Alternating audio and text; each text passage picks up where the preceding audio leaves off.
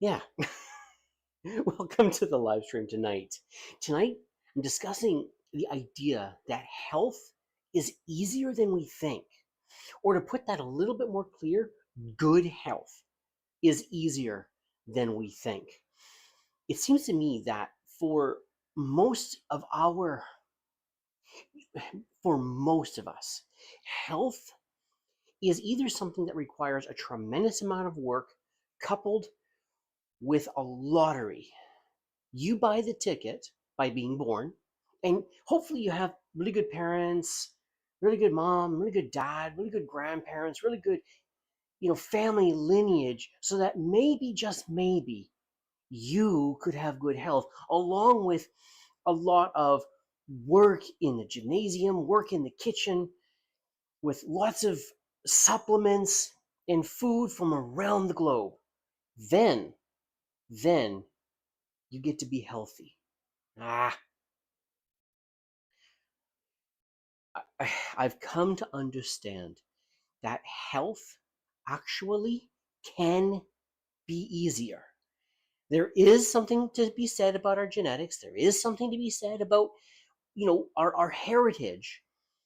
But that plays a much smaller role in our health than our daily habits. And I want to talk about that tonight. I want us to see. Okay, so I've come to understand that that as someone who is not a doctor, who does not have a huge education in order to know the health, what is healthy, how the body works, and all this kind of stuff, as someone that's just mm, common Joe, we, I can know how to be healthy, how to protect my body, and actually know it. Because what I've come to understand is that what makes an expert is that that person has spent a huge amount of time studying on a particular topic. Like, my expertise is driving instructor.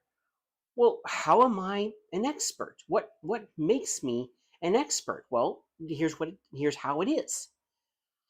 I spent an extended period of time learning what makes good driving and how to teach somebody how to do that. That's what I did. That's it. I became an expert due to exposure to the information and a lot of time spent doing it. Now, give me one moment here. I have got to fix something, or I'll drive myself nuts. Okay, now I'm happy. So I spent a lot of time. Okay.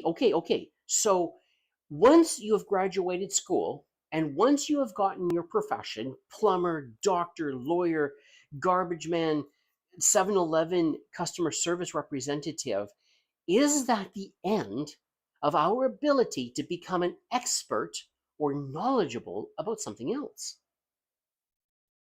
No. It is not the end of the line. We can become very knowledgeable about other things. How many people come out of university and have a multitude of PhDs, or I shouldn't say PhDs, but a multitude of degrees? It's absolutely doable. And so one of the things that I have come to understand is that you and I can be way more knowledgeable about our bodies and about health than it can feel like, you know? And then and then as I've done my studying and as I have done my learning about how to lose weight, what causes us to lose weight, what causes us to get sick, what causes us to be healthy, is way less complicated than it is first presented. You and I get presented with the idea that health is only attainable through a lot of just, it's not a good way of saying this, but a lot of complication, medications and kitchen time and ingredients from around the globe. I mean, how did the human species survive for the thousands of years that we've been on the earth when we've only just recently had access to the globe's food production? How did we survive? I don't think it's that complicated. I've come to understand that it is not that complicated. I think that how complicated. Okay, so I'm just reading the question here. It says this. It says, how complicated does health feel for most people today? Why does that overwhelm so many of us? Well, I mean, do you work long hours? Do you have already a demanding job in and of itself? Do you not have to deal with other things outside of your job that are also demanding on your time? Are you just bored all day long and you can just spend a huge amount of time dedicated and devoted to your own personal health and the health of those who you love? Do you have that much time? I think that's one of the huge barriers, is that you are already overwhelmed. And now you've got to become an expert. I just talked about being an expert, but just stay with me on this for a second. You need to become an expert that dedicates huge amounts of time every day for the rest of your life in order to be healthy. I think that's one of the big daunting things. And then another thing is that we have to be an expert in order to be able to make decisions around anything, including our health. Now, I just finished talking about how we can be experts, we can gain knowledge, even though we may not necessarily have a degree in a particular field, that we can become an expert. That being said, our health and getting healthy is not as complicated as it seems, though the extra knowledge can help to rationalize the switching of our diets, the switching of our lifestyles to something completely radical that you do not hear about nowadays. And so I think that the overwhelm comes from, I've got to be so knowledgeable, there's so much I have to do, my expenses are about to go up through the roof. You already spend a huge amount of money at the grocery store as it is. And whenever somebody comes along and says, you need to get healthy, all of a sudden you're looking at your budget just ballooning. Gym memberships, high quality foods, expensive foods that come from here, there, everywhere. Expensive tools that have to be used in the kitchen in order to expand your ability to cook from scratch or from scratch. I think that there is this wall, this barrier, this boundary that comes up above us that makes it very difficult for us to adopt any type of healthy lifestyle. It's just easier to shop from the middle of the grocery store, grab the package, pre-packaged, pre-made, quick in the kitchen, because you've already spent 60 hours this week working your tail off along with all the other responsibilities that you have. It's just easier. It's a whole lot easier. And I'm hoping that I am still live. Says that I am.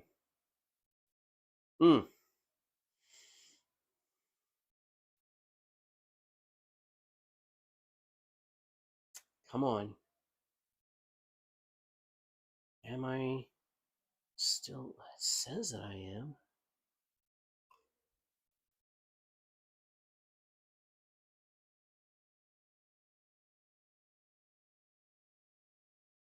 Excuse me as I figure this out.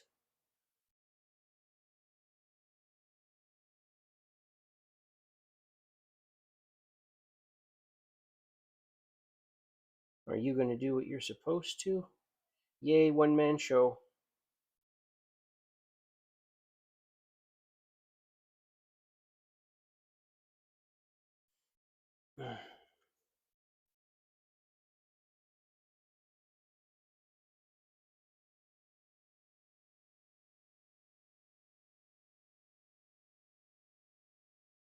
Okay, it looks like, yes, I am. Yes, I am. Switching devices, keeping things monitored. Turn around and just turn you off. Forgive me for that interruption. I definitely got to try and remember to edit that. Should I edit that out? Or just leave it? It's so easy to get distracted. Okay, it looks like I am still actually live. Okay, now where was I? Let's see. Yeah, a lot of us feel that getting better in our health is absolutely complicated, more expensive, more work, and we're already bloated in our living expenses, and the time that we have for ourselves is getting less and less and less, and health seems to be just another time sink. But here's the thing, and obviously this is what I'm trying to sell, but just hear me on this question. What if health could actually be easier than we've been told? And this has been my experience. In my journey in getting better health, there really is an easier way that doesn't require a whole bunch of more money and doesn't require a whole bunch of more time. And that includes gym memberships. You're not going to need a great big gym membership to survive this. So why is tonight's message important? I think that there is something to be said in what's going on in America and how there has been this shift and this focus to, to getting actually healthier. There really is something to be said about that. And all of us have access to actually being healthier. You have access, I have access, and we don't have to spend more money and we don't have to spend so much more time. And it's not some great big complicated thing in getting healthier. You don't need access to the world's farming. You only need access to your small plot in the world. And that's a good thing. Just travel, do all those type of things, but you don't need the world in order to be healthy. And then on top of that, what if your budget didn't have to be exploded every single month in just trying to feed yourself? Or you're probably, you probably had a family, right? You got children and your spouse and all of that, and your budget is through the roof. I don't think it's necessary for it to be as big as it is. I mean, obviously, when you have a household, there's going to be some expenses, but at least the food part of it doesn't have to be extreme, and you can feed your babies in a healthy way. You can feed your spouse in a healthy way, and you don't need whole food whatever, expensive whatever, to accomplish that. And I'm repeating myself, but dadgummit, one of the things that kept me from going into a healthy lifestyle was the expense. I did it once, and it did it once. There was a point in my life where, yeah, I was obese and I tried to address it. And it took a huge amount of money and a huge amount of time and a lot of time in the kitchen trying to fix that. It doesn't have to be that complicated. It really doesn't. It is easier. And if we go back 150 years ago, when it comes to people's health based on what they ate, they didn't do it complicated, and neither do we. Now, I apologize. I think I'm coming across a little bit preachy. I don't mean to be preachy. That's not my desire. I'm just passionate. It really matters to me. I've watched family members get sick. I've watched family members, all of us, be obese. Um, and I've seen simple things can change it, especially what I've seen on YouTube. Um, and we'll go back into. I'll use my journey to be able to describe this. I think that's just I know it the best. Of all the journeys that I've seen, I do know mine the best. What first made me curious enough to start digging into obesity and health? I grew up in the Seventh-day Adventist church. They are nutsy cuckoo when it comes to their health message and trying to get people to be healthy.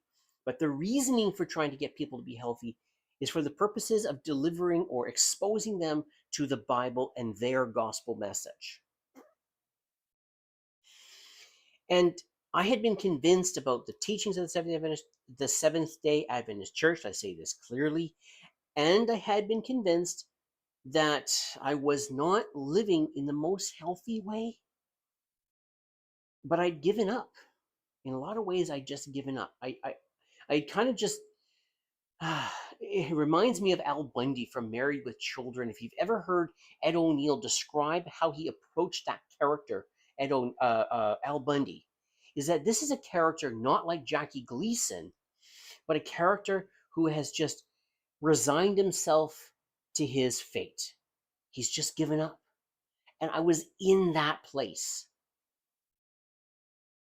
And what tricked me, or not tricked me, what's the word? Triggered me into digging into the health and obesity was this video. There was these two guys, two guys talking and having a discussion about health, nutrition, how we got to where we are, the influences and the history of the health and nutrition. And they were discussing this, two doctors, peoples with a doctorate, and it randomly showed up on my feed and I randomly clicked it. I like studying things, so I think maybe YouTube was just giving me something interesting to listen to. So it was not uncommon that I would, and I still do this, where I'll listen to something that's 2 hours long. And they talked about health. And they mentioned about how the messages about what makes us healthy, and the food that we need to be healthy, those messages that we have been taught since we were knee-high to a grasshopper, were inaccurate. And then they mentioned the Seventh-day Adventist Church. Adventist Church does not commonly get mentioned in regular media. The Seventh-day Adventist Church does not often get mentioned in regular media. People just don't talk about it because they're not even aware the denomination exists. Jehovah's Witnesses and Mormons are far more well known, even though they do come from the same era and the same kind of roots. They have similar roots. And when I heard that conversation, which was fascinating, and they brought fact, those two gentlemen, it sent me down a rabbit hole. Next video, listen to it. The Adventist Church might be wrong. Ellen White might be wrong. You mean the way I've been eating is the reason why I'm overweight? Okay, I get that. But it's not that I've been lazy. It's not that I've been stubborn, which I haven't been. I haven't been stubborn so much as I don't have a lot of time and I'm tired and it's a lot of work. And I can hear that as excuses, I guess, but I I felt that barrier, And once I started digging into that information, I went down that rabbit hole. We've all been there. You start on some topic, it's just one video after another. Doesn't matter the topic. I just started looking up the Subaru WRX on YouTube. Guess what? As soon as I did that, watched one video, there was like 5 more suggestions in my suggested feed. And I watched those, boom, boom, boom, more on the Subaru WRX. Yeah, it's a dream car. I really would like to get to have one. It looks cool. Definitely the 2025 version is not as sick as earlier versions, but it's still a WRX. So cool. And it still comes in manual with a manual analog park brake, which, thank you. I like the handbrake to be real. Anyways, we've all been there where we do that one video and then boom, there's more. And what I discovered, okay, to keep me on track, what was I finding out about carbs, sugar, seed oils, and breakfast propaganda? Yeah, propaganda.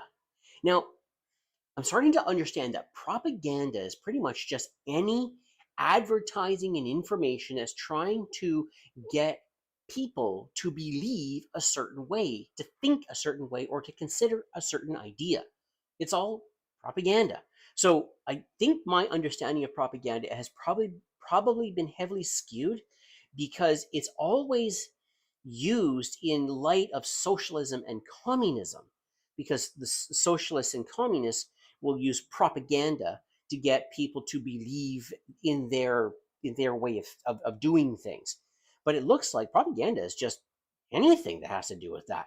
And so there were advertisers who partnered with food companies that wanted to sell their product. And these guys got really good at convincing people that breakfast is the most important meal of the day, and that breakfast should contain sugar and carbohydrates and seed oils, and that you had to have carbohydrates in every meal. And I'm finding out, no, carbohydrates, you don't need carbohydrates in your meals ever. Your body produces all the carbohydrates you need unless you have some kind of organ situation, and you don't need it. Sugar's the same. Seed oils were never meant to be a part of human consumption. Check this out, check this out, check this out. Seed oils were invented for lubricating machinery within factories. And I don't fully remember the history on this. I know I read it, but it's like the seed oils were created and then they were used as lubrication, and then the manufacturer of those seed oils wondered somehow, some way, if humans could eat them. And I guess obviously the answer was yes. There was no acute danger, and they just had to process it in a certain way to make it edible. And then because seed oils were super cheap to produce in comparison to animal fats, they had an edge on the animal fats. They just had to convince people that their product was better than the farmer, the cow products, the animal products that the other farmers produced. And so they started advertising. And the advertising was small. People were convinced very slowly. But at the end of the day, people slowly started switching from butter, lard, tallow to seed oils and margarine. And here's what was fascinating for me. Okay, so as a Seventh-day Adventist, we believe that humans were not designed to eat animal fats and animal proteins, that we were designed to eat plant fats and plant proteins and carbohydrates. Why is that? Well, Adam and Eve were planted in a garden, and the Bible describes their diet. And the diet is plants, fruits, grains, and nuts. I forget what exactly it is. I need to read that again. And so the Seventh-day Adventist is like, well, we should go back to the Garden of Eden, and we should be eating what Adam and Eve ate, and we shouldn't be killing those poor, helpless animals.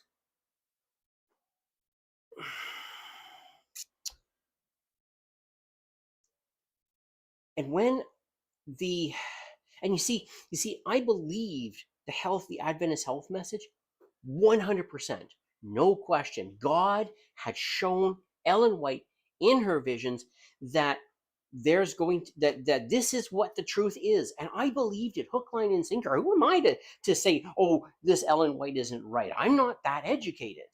So I believed. And I never studied for myself, and I especially never looked or entertained dissenting voices. And I have learned that is one of the worst things you can do. If we are being told something, anything, we have to hear the dissenting of voices to really see what the truth is. I just finished mentioning socialism, and I disagree with socialism. Those that are advocates for socialism, what are their best top arguments? What is their best, absolute best? And then compare their best arguments with the very best arguments of capitalism and, say, freedom, for lack of a better word. What are their best arguments? I want to hear their very best and then compare between the two. And because we are intelligent, you are intelligent, I am intelligent, we can look at that information and decide for ourselves what we see to be the truth. We have no control over the truth, but we do have control over seeing it. And I believe that it is vitally important to look at both sides. And now I was seeing this other side, and they brought in facts, they brought in real information, and they were saying, here's the vegetarian vegan position, because admittedly they didn't spend a lot of time on the religion of the Seventh-day Adventist Church, just its health message. And they talked about the influence that the Adventist Church had over the health ideology within the Western world. And then they just started saying, here's what's taught about eating plants. Here's what's taught about eating plants. Here's what's taught. And then, now here's the information. Here's what's true about the human body. Undisputed truth. Like the things that like everybody knows in biology and human biology, that the human body, a part of what it's built out of is cholesterol. That's known. And human biologists know that the human body produces cholesterol. I didn't know that. The church, the Seventh-day Adventist Church, had religious reasons for attacking meat. Religious reasons. And that's not, I'm not attacking the Bible, I'm just attacking human interpretation and what humans can build in trying to get results that they want. And in of itself, again, that's not wrong. But the push for eating vegetables, fruit, grains, nuts, and legumes was not about making you and I healthy. It was about getting us to a place where we would not sin. Back in the 1800s, there was this temperance movement that had to do with making people making people less sinful. And if we deprived people of meat, which I now know is like the most nutrient dense and bioavailable food on the planet, if we deprive humans of meat, they will then have less passion and be less given to immoral bedroom behavior. Does that make sense? Does that make sense? They were not trying to make you and I healthy. The Seventh-day Adventist Church, in its inception, when they first were starting to adopt the vegetarian lifestyle, it had nothing to do with making you and I healthier.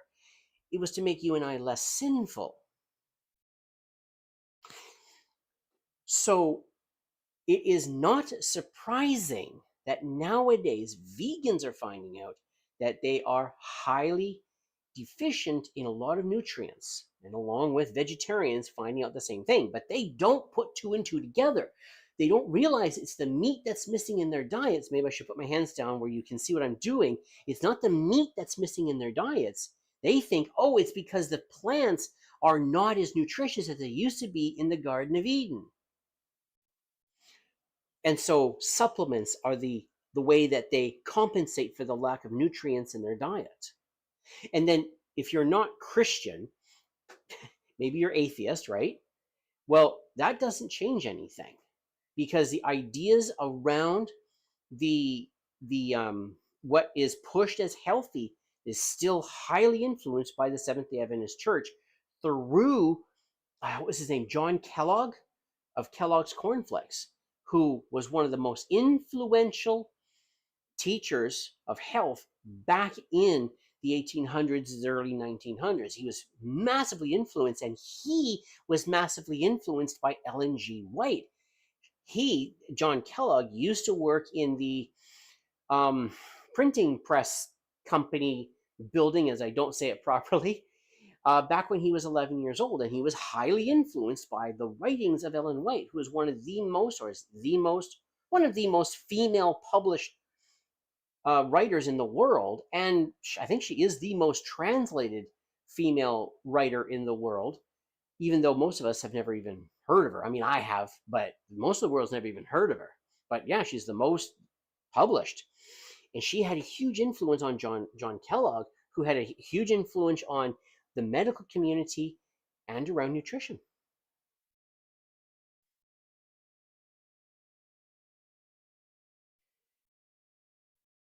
When did I realize where where there were cracks in the church's health message, like I was telling you about those videos that I first saw. And when I first saw them, I was shocked that, wait a second, Ellen White said things that were not true, especially where she says I was shown, which what that meant in her her writing is that an angel, Jesus Christ, someone from heaven under God's direction was showing her things to then write them to the people. And so she would say things, I was shown or I saw. And the health message was under that type of writing. She was shown and she saw. And it wasn't true. Meaning what she saw that God had shown her, those things were not true. Now, this calls into question, is God not knowledgeable? Is God a liar? Does God just not exist? Who knows? But that was huge. That hit me really, really hard, that the health message of the Seventh-day Adventist Church was not accurate, which led me down a path of like, oh my goodness, what is true? What is true? And what did that make me feel? It actually made me feel depressed, angry. I felt like I didn't know what direction to go in. I didn't know where I belonged anymore. My whole way of seeing the world. I see the world, it came through the filter and the lens of the Seventh-day Adventist Church's teachings via Ellen White. That's what I saw. That's how I saw the world. And so to find out she was not right, she was wrong, all of a sudden I was like, wait, how do I relate to the world? How do I relate? Because this also, like, this tells me like what's going on in the world. It tells me about the state of the dead. It tells me about the whole spiritual side of life was through them. And now I find out that they weren't right, and that led me to checking out other things. The whole, my goodness, the whole world, their teachings definitely are not in line with the Bible. Now, whether one believes the Bible, that is a different discussion. But if you're going to claim you believe the Bible, then the next thing that comes up is, are you in harmony with the Bible? Very important questions.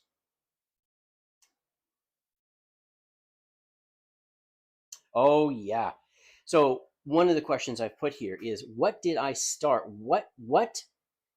to realize about health, and who benefits from it being complicated? So I think I'm going to talk about who benefits it from being complicated first. What I've been learning is wherever there's complication, there is profit to be made. So if you can do it yourself, there ain't no profit to be made. So like, the air is clean. When you breathe, nobody makes any money because there's no complication. There is no step from the air to your lungs where someone would need to help you to make it easier, to make it less painful, whatever. So wherever there can be complication, money can be made.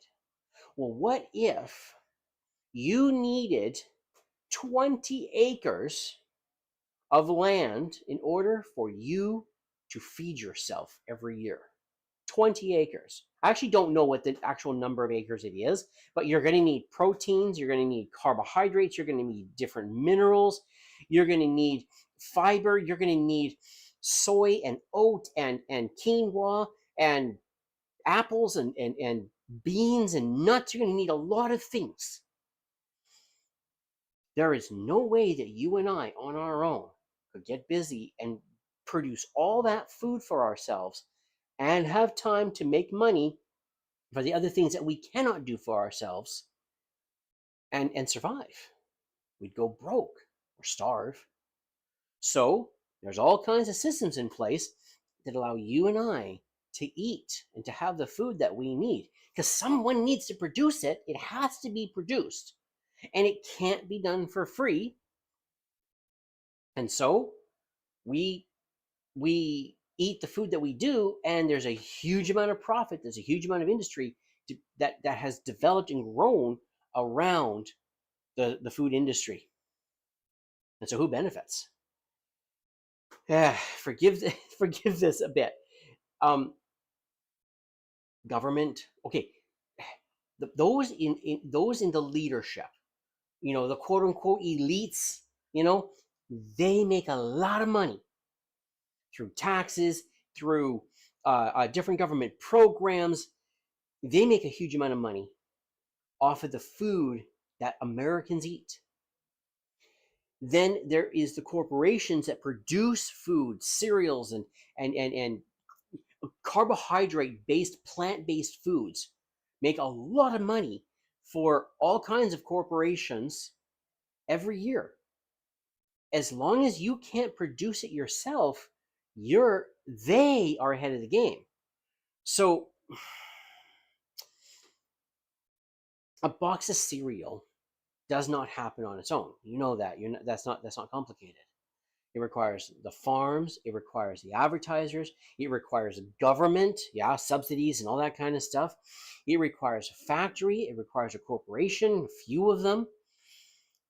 And it requires all of that to get a bowl of cereal in your hands. A steak requires land, government, farmer, your kitchen, and you.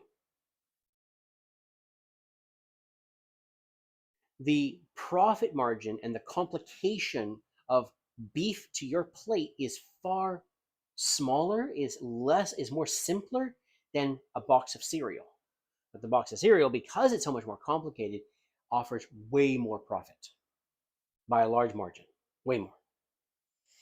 And so I think that keeping it complicated, keeping our food complicated, benefits everybody but us, the common man. The common man does not get a benefit. So, yeah, you know what? I've answered it. Yeah, what did I start to realize about health? Who benefits from keeping it complicated? Everybody else but us. It benefits everybody else but us. And I mean in our health too, because we don't profit from this food, right? Unless, if you and I were to join the the system and make money off of that system, we don't benefit. They do. But if we step into the non-complicated food, the non-complicated diet, we benefit along with a few others, but it's a smaller market, a smaller system, and less room for corruption. I was going to say conspiracy, but no. Corruption. There's less room for it. There's way less room for corruption when what produces... Oh dear, I just realized my shirt is dirty. Hot dog. Oh boy. All right, got to do it. Just got to stick with it. Happens sometimes, you're doing life, you're doing things, and all of a sudden you wipe something on your shirt, you totally forget about it. Okay, where was I? Yeah, keeping things simple, less room for corruption, and more room for there to be immediate benefit for both the farmer and for the purchaser, the consumer, you and I. That month, I spent a month studying this stuff, and I guess I didn't make that clear when I was asking the question, but I spent a month at the beginning of this journey of becoming a carnivore. I spent a month just deep diving, like I was saying in the beginning. I went down a rabbit hole like crazy. And how it changed how I saw food is one, I see food now as it's just nutrition. It's not about parties. It's not about New Year's Eve. It's not about Christmas and Thanksgiving and all these type of things. It's, in fact, even if I was to allow myself, the Christmas dinner and the Thanksgiving dinner, those dinners are not that nutritious, and they lead to obesity and malnourishment, even though those meals are about celebrating abundance and God having supplied food to us. That's what that's about. But I'm learning that food is about nutrition. You and I, we don't need all that other stuff. We just need animal fat, animal protein, calcium, minerals, vitamins, and water and salt. And great sentence. That's what we need to be healthy. We don't need anything else. What this did to my faith, I am now on a journey of finding out, what does the Bible actually teach? Like, for real. Not, this is what somebody says, so that must mean it's true because Buddy's a pastor or Buddy is a doctorate. No. This is what Buddy says. Does he provide evidence for what he's saying? And now let me go look at that evidence and see it for myself, and then compare that to what other experts say on the same thing, and even from what I can dig up on my own. I've become far more critical in what I hear from people, and this includes people I enjoy. So yeah, you know, there's people I follow on YouTube, WDW Pro. This has nothing to do with religion or food, but he talks about entertainment and news around Disney and around the entertainment world. I'm going to compare. I'm going to try and dig it up. I want to know more. I'm not just going to believe it simply because somebody I like says it, because I did that with the Seventh-day Adventist Church, and they proved to be wrong when I finally heard a dissenting voice. They don't provide evidence that is comparable to the evidence that shows that they are not right when it comes to their health message and other issues as well. Truth is not defined by those who are educated. Truth is its own thing. God is truth, and God is not to be defined by us. We can see it, we can see him, we can learn about it, but we can't define it. Like, there's no such thing as my truth. There's only the truth. And this really became evident to me when I studied this about the health and nutrition. I was listening to their truth, not the truth, because the truth is supported. One of the ways, I shouldn't say supported, but one of the ways of being able to see it and identify the truth is by the evidences that are presented. And if the evidences that are presented are weak, that's then not the truth. Or at least I wouldn't be able to stand on it and say, yes, and be like, that's interesting. Let me check further into that. And those that are shy of the truth and don't want to show the truth, don't want to talk about the truth, want to define their own truth, want to present their own truth, I'm very nervous of that. That's like, no. And so this has pushed me to really make sure that when I present an idea, I present the idea with as much evidence as I possibly can. Tonight, I'm talking more from my personal experience and to inspire you to start looking at these ideas yourself. Do we have to have cholesterol, or is cholesterol bad for us? Is carbohydrates absolutely essential? Do we have to have fruit? Do we have to have legumes? You know, like we've been told these things, but where are they, the experts, getting that from? What's making them say that? What's compelling them to say that? Does that make sense as I smack the mic?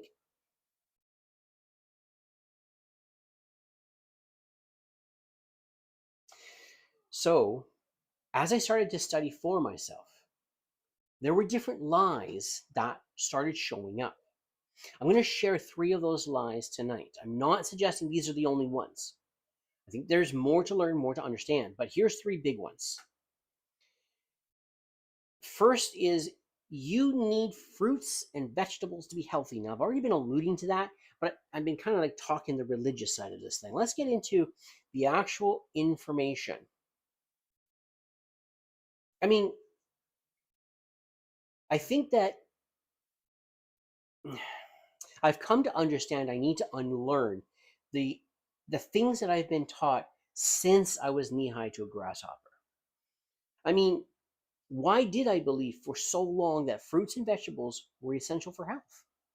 Well, everybody said so.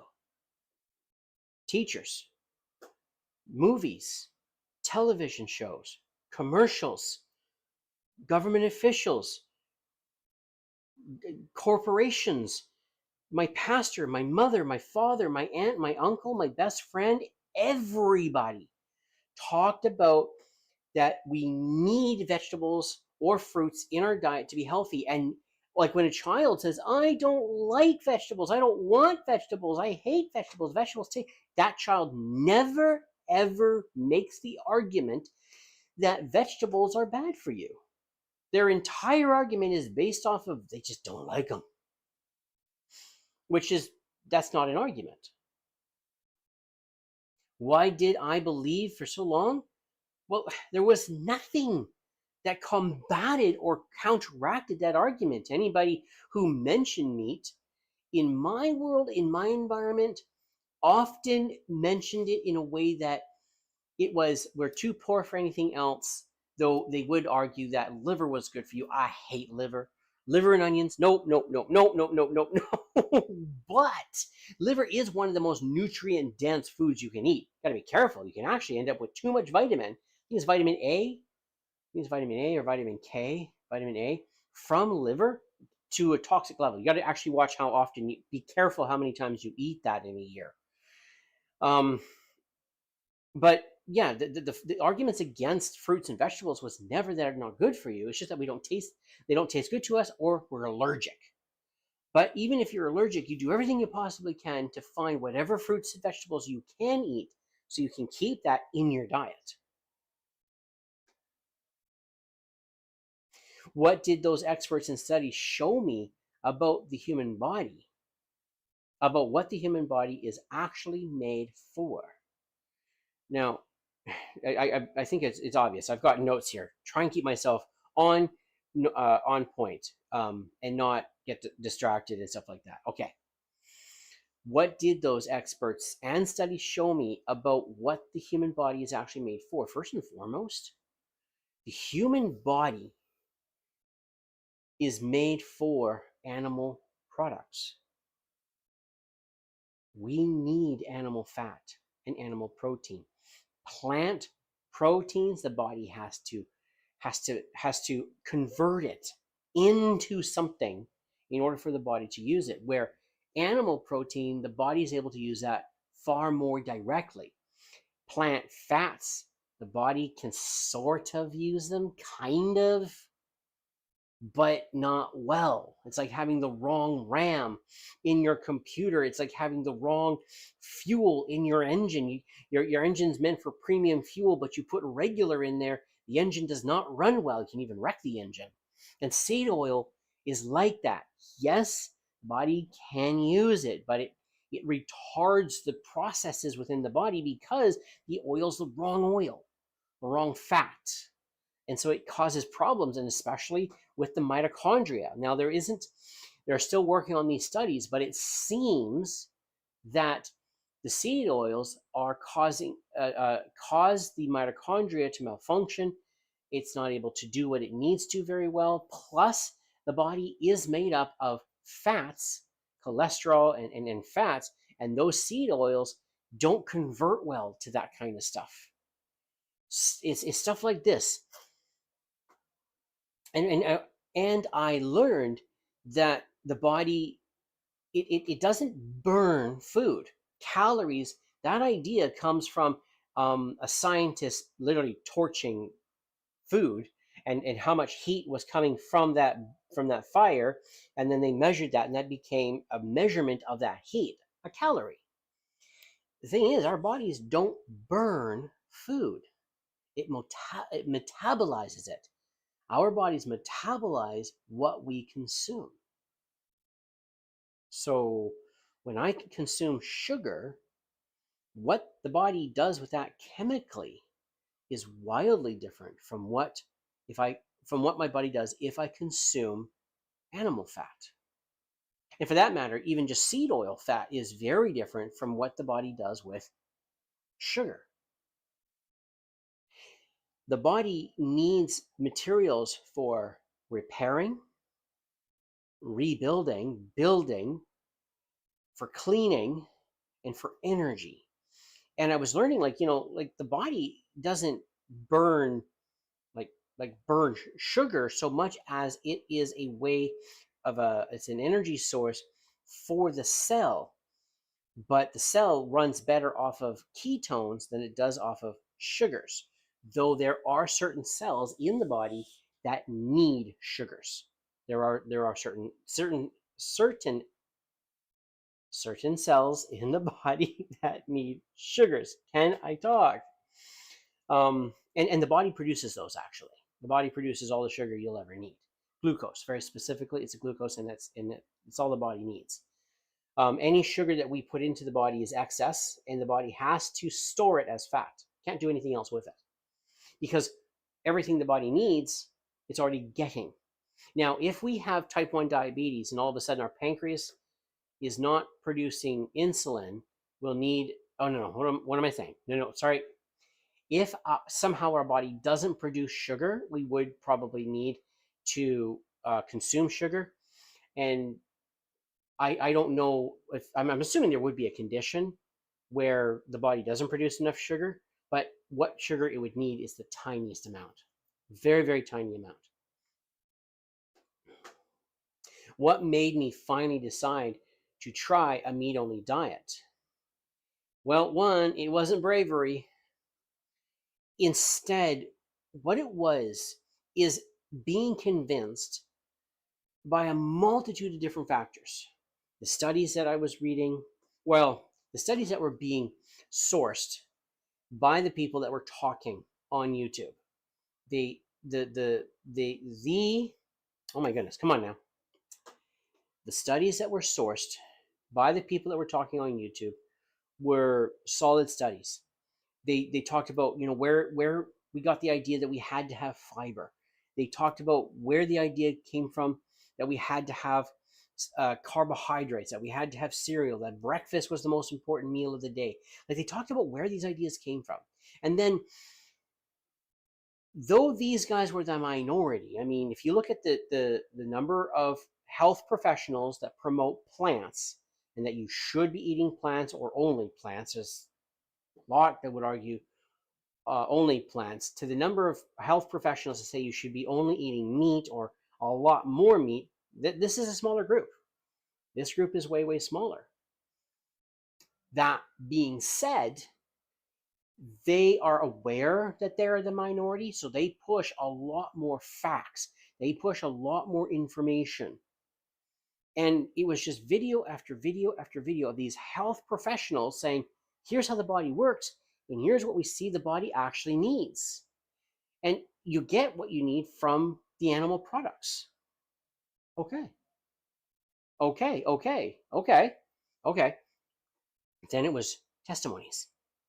One testimony after another. And the one that jumps out at me and really sticks to me is Kerry from Homestead How. His testimony really hit me. Now, there's nothing wrong with having something to sell. I am absolutely a capitalist supporter. I think capitalism is wonderful. I think socialism really falls short. But in this instance, Kerry wasn't trying to sell something. He wasn't on YouTube trying to sell a product so that is why he would then be telling his story. Instead, he was telling his story because he couldn't believe the results he was getting. He was suffering from depression. He had obesity. He had arthritis. He had anxiety. He had digestive issues. He had a heart issue. He had so many issues. He was barely functioning as an adult and able to perform as a man for his wife and his children.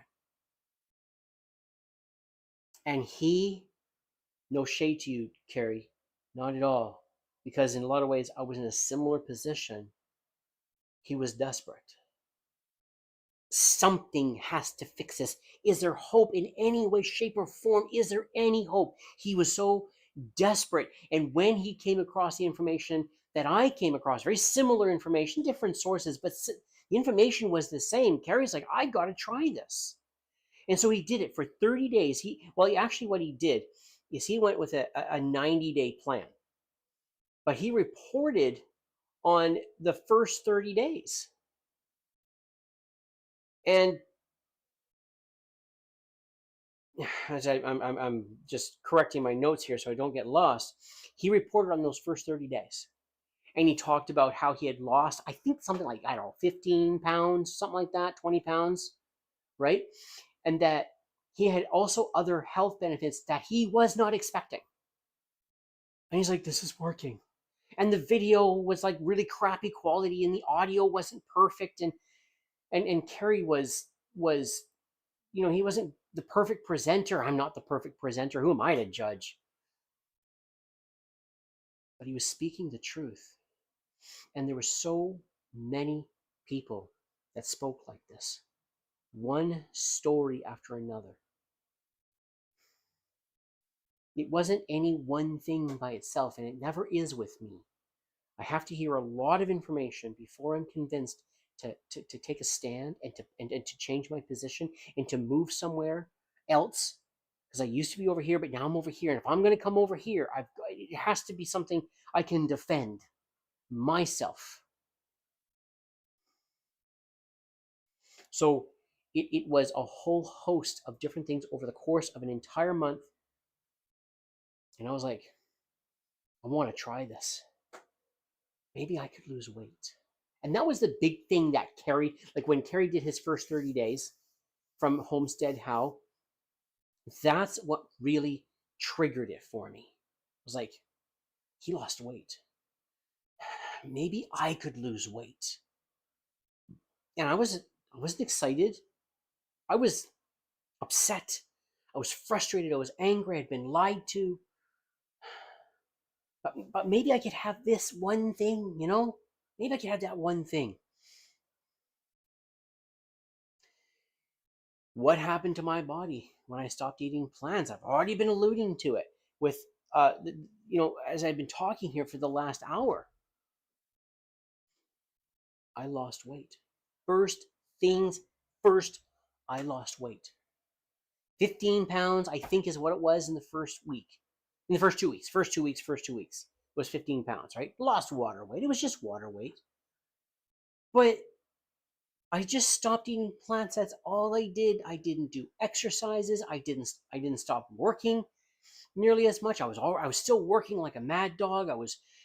My job was sedentary. I didn't even change how much I was eating. Every time I got hungry, boom, I ate food. I just changed what I was eating. That's it. That's all I did. I got rid of plants. 15 pounds. 15 pounds. And then there was things like, okay, like the next question that I put here is, did my body fall apart like people said it would? What really happened? No, my body did not fall apart. You see, in the Seventh-day Adventist Church, one of the things they attack like crazy is red, fatty meat. And they're like, you're going to get heart attacks. This will make you sick. In fact, there's one story in the Adventist circles that'll say red meat stays in your body for something like 3 days undigested or something like this. That's not what's happening to me. My body didn't fall apart. Just like Carrie, I lost weight. My tummy is like way smaller now. And I didn't increase my exercise. I didn't have access to it. Heartburn. No more heartburn. Like it's freaking gone. My heartburn is absolutely gone. And the only time I get heartburn now is if I consume too much diet soda pop, which I need to overcome that. Back pain. I'd been on the diet. I'd been on the carnivore diet for 2 weeks. And all of a sudden, I'm down with my friend at a seafood shopping area known as Stevenson's Landing in Surrey, British Columbia, Canada, out on the west coast. And normally when I've been standing for 10 minutes, my back was just like, ah! It hurt like crazy. And all of a sudden, I'm out there, and I'm walking around. I'm not paying attention. I'm trying to be helpful. We're gonna buy some fish, and I wanted to buy some shrimp, and we're walking around and having a good time. And 2 hours has gone by. All of a sudden, I'm just sitting there, and I'm starting to feel a little tired because I'm out of shape. I didn't have back pain, and I noticed it. I was like, sitting like this, standing here like this. I'm like, I don't, I don't have back pain. I I don't have back pain.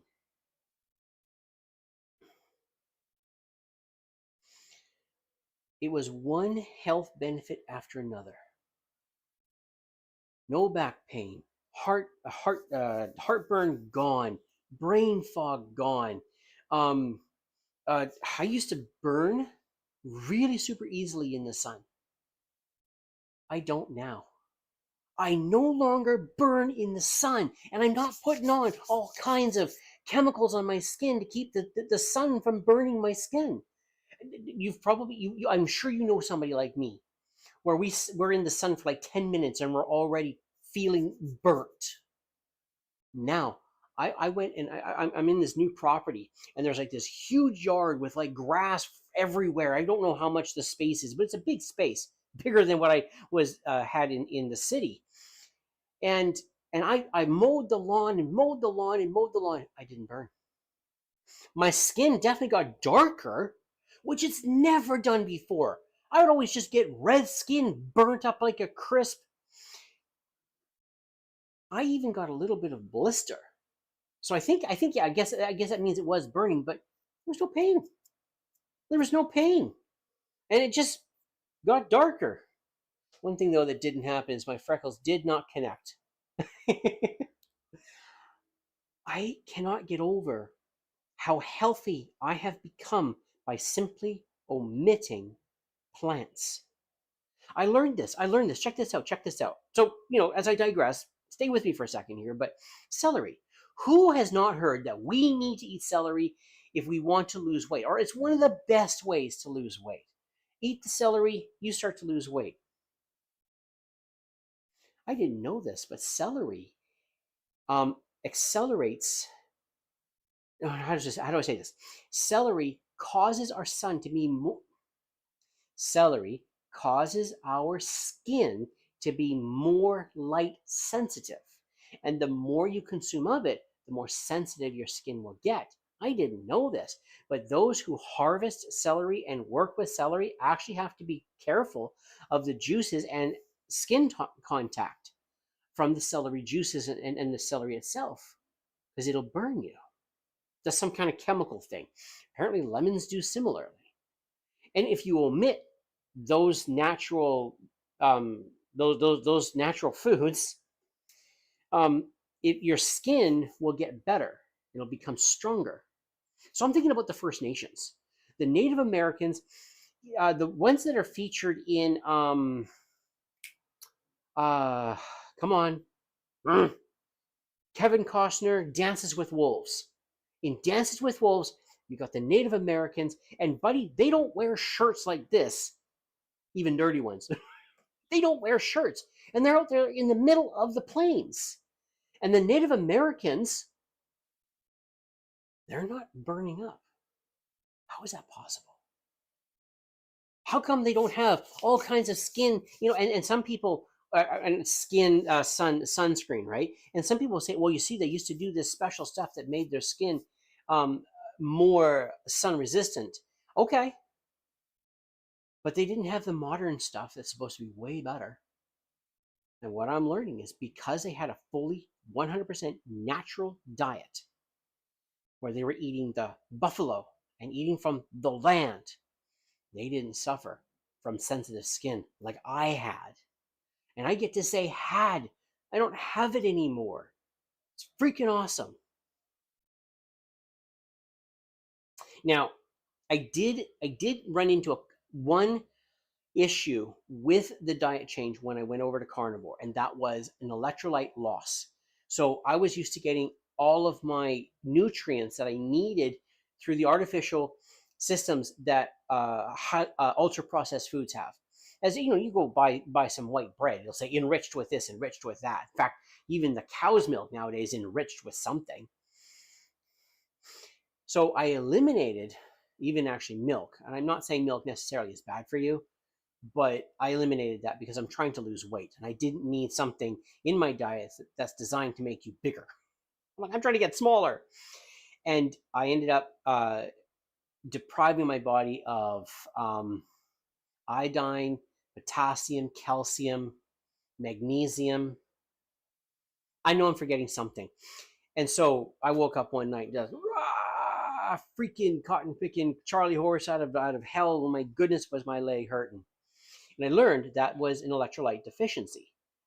And so I was bound and determined there's no way that I need to take a supplement, because you go back to the Native Americans and they're living off the land. There's no element, there's no supplement of any kind, and no shade to element. I think they're trying to do a really good thing. I don't hate them, but I'm just saying they didn't have access to that. So what did they do? And what I discovered is that what I discovered is that if you don't want to do the supplements, eat seafood. Sardines, kippers, herring, salmon, sardines, I already said that. So like shrimp, lobster, oysters, clams, all of that kind of food is loaded with electrolytes. I don't get muscle cramps anymore, and I can stretch all I want. That looks ridiculous. I can stretch all I want, and I don't get cramps. I do not get muscle cramps. I'm constantly looking over at my notes here because I do not want to get distracted and get off my point too much. So what truth did I walk away with after that experience? And I'm trying to put this down into one, because I think I can argue there were several truths that I walked away from, but here's the big one. We don't have to be sick. You think about this. Heart disease, diabetes, cancer, dementia, fatty liver disease, kidney disease. And I'm not saying I know the cure for cancer. No. But what I am saying is that the modern plant-based, ultra-processed diet is a major contributor to the chronic, non-communicable diseases that we have in our population today. You go back to the First Nations, okay? And before they meet Europeans, what is the leading killer of the First Nations people, especially those that live in the plains, Montana and Idaho and places like that? What kills them? Accidents, maybe animals that trample them or bite them with poison. And I want to say, like, infectious diseases, and again, I'm talking about before the Europeans, so we're just going to count that out, before the Europeans, infectious disease. And then when the Europeans show up, it's still infectious disease. It's not heart disease, cancer, lung disease. Well, that comes from smoking, but heart disease, cancer, kidney disease, fatty liver disease, Alzheimer's, diabetes, obesity. Obesity was like unheard of in the First Nations world. And all they ate was animal fat, animal protein, and some organs. We don't have to be sick. We can have health. You've probably heard it, that the Native Americans had a very short average lifespan. And when you take the information the way that it's presented, the statement is true that the Native Americans had an average low life expectancy. I'm trying to phrase this very specifically. So you take all the lifespans of the Native Americans, it averages out to a low one under the modern North American lifespan. But they leave out a key piece of information that is vital to know. If you exclude infant mortality, that average age lifespan explodes to a much older age. It seems that if you can, as a child, can make it past the age of 7, 8, or 9, something like that, I don't know where it is, but you cut off infant mortality, you have a long life to live. Think about this. Think about this. In the United States, you're not allowed to become president of the United States until you are a minimum of 35 years of age. Awesome, wonderful, and incredible Charlie Kirk was too young to be president of the United States or vice president. He had to be a minimum of 35. If people on average didn't live past 40, 35 is a ridiculous requirement. Ridiculous. There'd be so few people that would make it past that age to be able to become leader of the free world or anybody. So I think that back then, the expected lifespan of a human was the same as ours. And in some cases, I know there's a bit of discussion around this, but in some cases, it seems that there were different populations that lived way past the average lifespan of today. And they weren't plant-based populations. They were animal-based.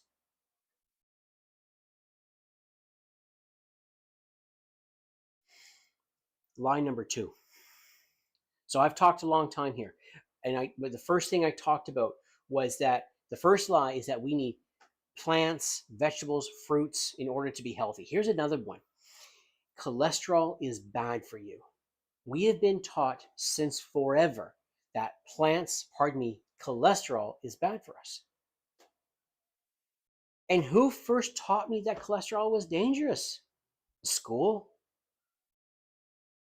cartoons, TV shows, commercials, the radio, my mother, my teacher, my pastor, because at the age of 12, I entered the Seventh-day Adventist church. But I'll bet you right now, you go to a Baptist church, they don't teach no health message. And they're going to preach from the pulpit that Buddy's heart attack came because he ate too much cholesterol. And that deep fried food is full of cholesterol, which today's deep fried food does not have tons of cholesterol because it's deep fried. They remove cholesterol, all seed oils. We've been taught since we were knee-high to a grasshopper that cholesterol is dangerous. I don't agree with that anymore. Based on this piece of evidence alone, our body produces more cholesterol than what the cholesterol lowering medications will put your cholesterol level down to. So I don't understand the numbers that well, so I'm going to make up some numbers just to make my point. If your body produces 300 points of cholesterol, the medication will drop it down to 150. Why would we artificially, through medication, drop the cholesterol points down to 150 if the body produces it at 300? Clearly, that's what the body needs. It's naturally designed that way. Well, Rodney, don't you know that cholesterol causes heart disease? No, it doesn't. That's what I'm learning. In fact, the medical community is still trying to figure out exactly what does cause heart disease, or shall I say it very specifically, clogged arteries around the heart. They don't exactly know, but they got some theories.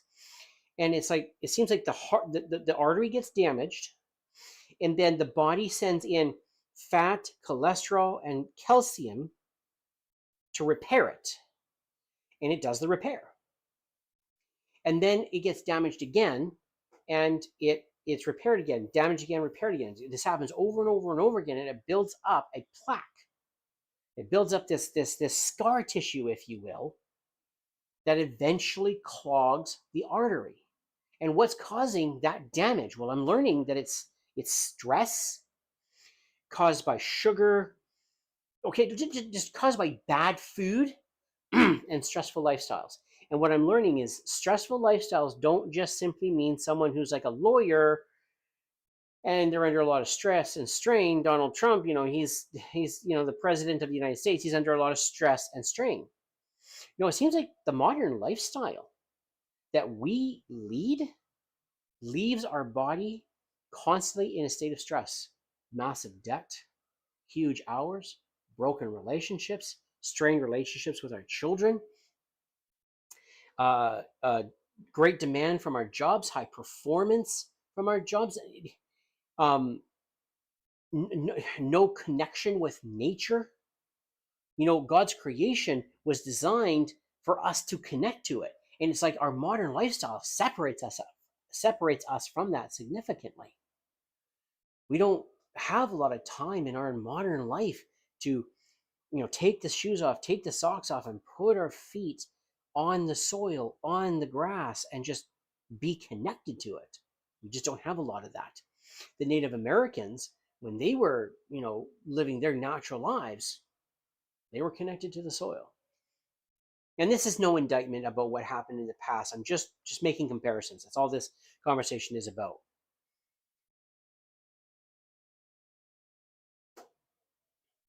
And the message, like I was saying, cholesterol is bad for you. That message was repeated everywhere, forever.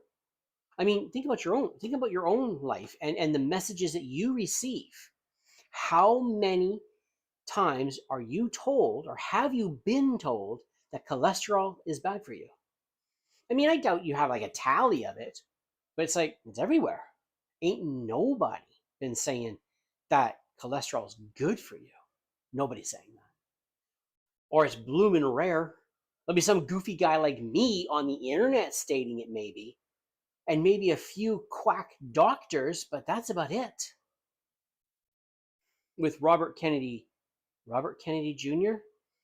in the leadership of the Trump administration, along with Donald Trump and other people, the narrative is starting to be addressed.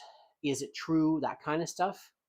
But still, pretty much everywhere is still saying the same thing. Cholesterol is bad for you. And they've learned that is a myth. Why did everyone seem to connect cholesterol with heart attacks and death? It was marketing. It was marketing and reputations. See, what was his name? Hansel Keys? Something like this. And he had this hypothesis that cholesterol caused heart disease. And I think initially he came from a really honest position, but he was a phenomenal debater, and he wanted to hold on to the reputation that he was the one that discovered that there's that cholesterol causes heart disease, and he wanted that to be the truth. And this is a big problem in science, medical community, science in general, is egos get caught up in the information. And they want to be the one who discovered. I mean, the man that coined the phrase dinosaur, right? It's very famous now because he is the one that did it. The first, the scientist that discovered Tyrannosaurus Rex is super famous. The movie Jurassic Park, with the big climactic scene of the Tyrannosaurus Rex eating the raptor, that animal was able to be depicted in the movie because of the man who discovered the Tyrannosaurus Rex. He got to name the goofy thing. So our egos get caught up in it because, hey, there's fame, man, and it's powerful, and it comes with money. It comes with influence.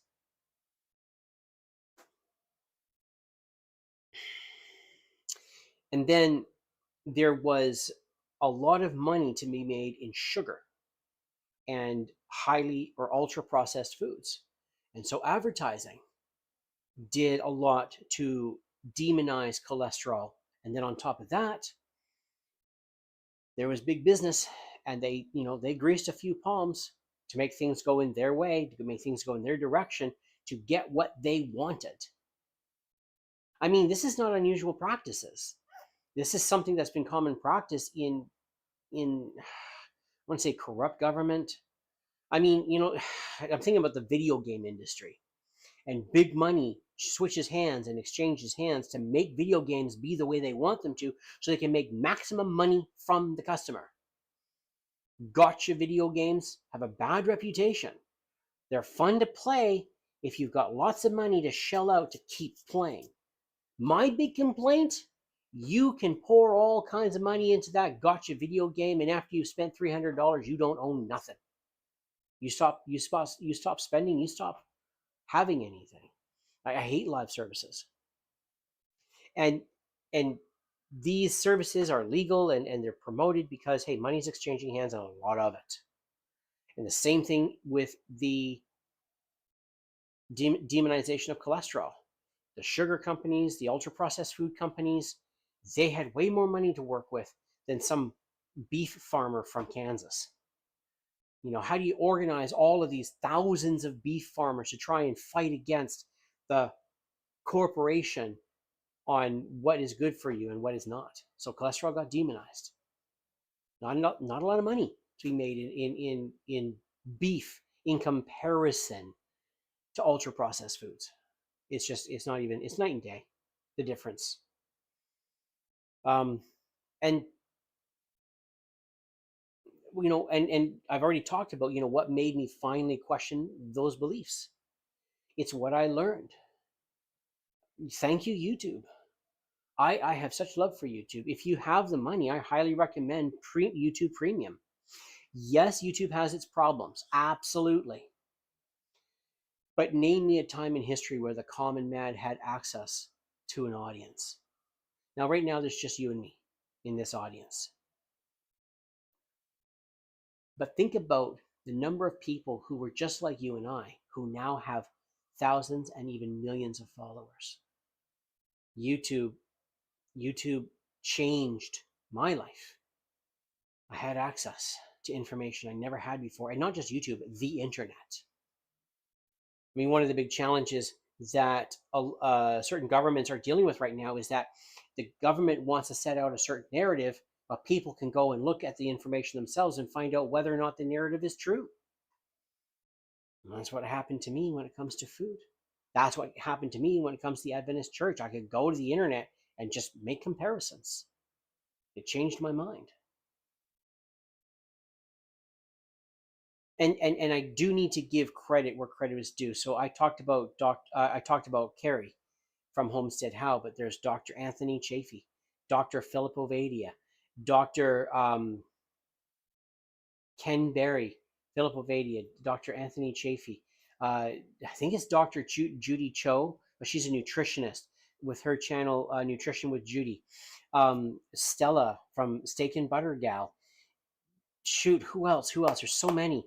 Books. Let me think about this. Like, not only just doctors and YouTube channels, but I'm just double checking and second guessing myself. I think I'm going to move over to this book, this tablet or phone right here, because there's a whole bunch of books that I read that also led to altering my opinion, and I came to understand things that I never knew before. And so, like, check this out. Stay Off My Operating Table by Dr. Philip Ovadia. He is a heart surgeon. He's looked into this. And the reason why he looked into all this information, he was morbidly obese. And he was rocketing towards diabetes and heart surgery as a heart surgeon. And he shared the information. And he's a doctor, so he's by nature grabbing information and presenting it. What else do we got here? Why We Get Sick by Benjamin Bickman, PhD, and talking about how the body actually works, what makes us get sick, how do we accomplish getting so ill. And he talked about it in detail. And again, presenting studies, presenting facts. It was amazing. It changed my mind. The vegetarian myth. And you know, the body needs meat. It needs fat, animal fat. I haven't read it yet. The Real Food on Trial with Dr. Tim Noakes. He was put on trial and his license was threatened and suspended in New Zealand because he was promoting a low carbohydrate diet, not even an animal diet, not a carnivore diet, just a low carbohydrate diet. And they were trying to stop him from promoting that, because then the people weren't needing surgeries and weren't needing medication. He was eventually, after a long and expensive battle, able to keep his license and be able to practice still. But that was only after he was attacked. As we hear, there's a lot of money to be involved. Yeah. And when truth comes out, new people are going to make money and old people lose money. And the old people want to keep holding on to their money, so they fight. And we are the pawns in the middle. Toxic superfoods. This is huge. How many of us have been told we should be eating kale?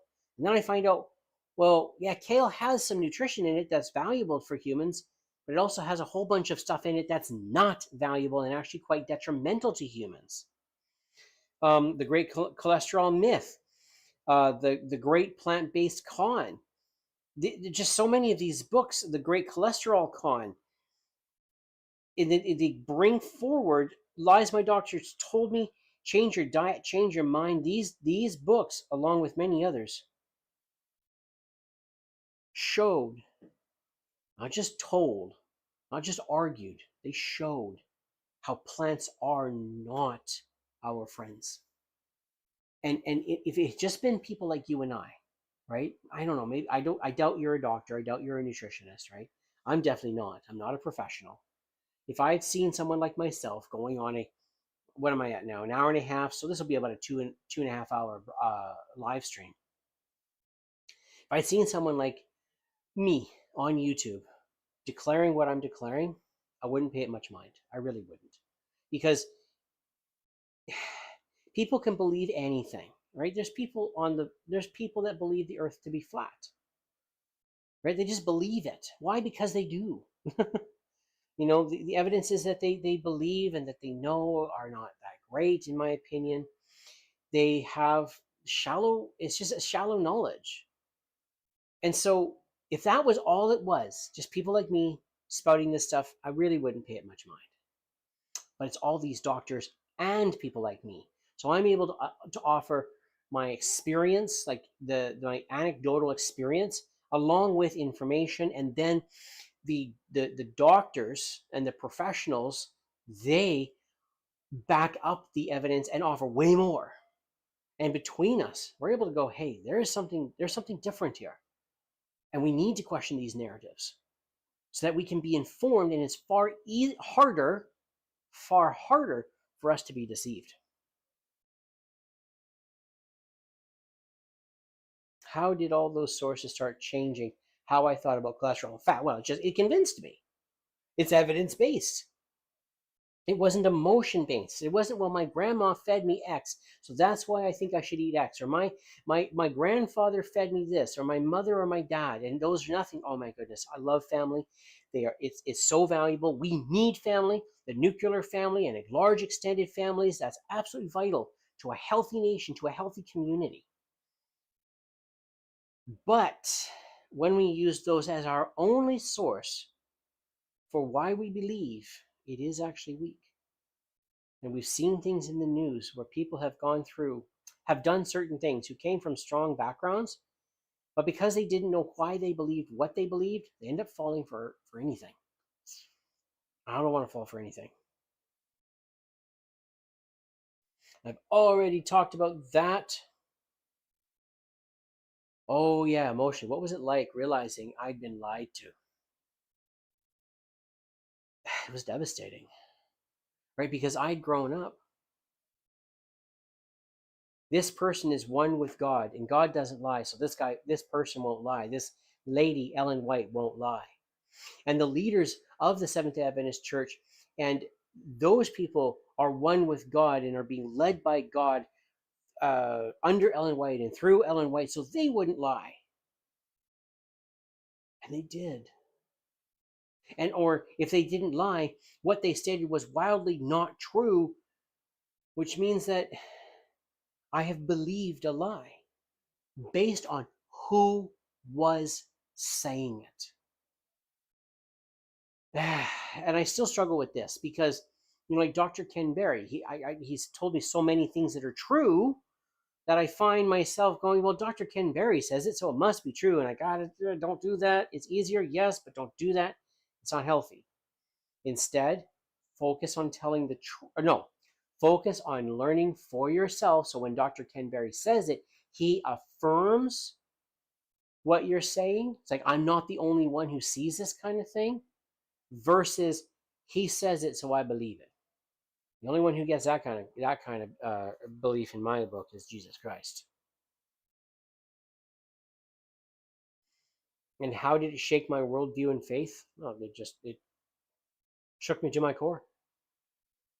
Shook me to my core to learn that I had been lied to, and that I was going to have to rebuild my entire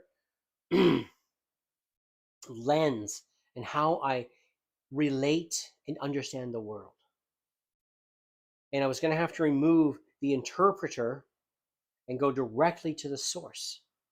I was going to have to look at the information for myself and understand it for myself, and that I can't rely on an interpreter, which is tough when it comes to medical information because I'm not educated as a doctor. So it's harder. It's a lot harder. So one of the things I do is I take from multiple different sources and cross and see the intersection of that all. Intersectionality. I know. But, where it intersects, like, oh, they're all saying the same thing. And then results, and finally trying to understand the information directly for myself. I can't rely on the ease of somebody else teaching me and just believing them because they said it. Can't do that anymore. And here's another big lie.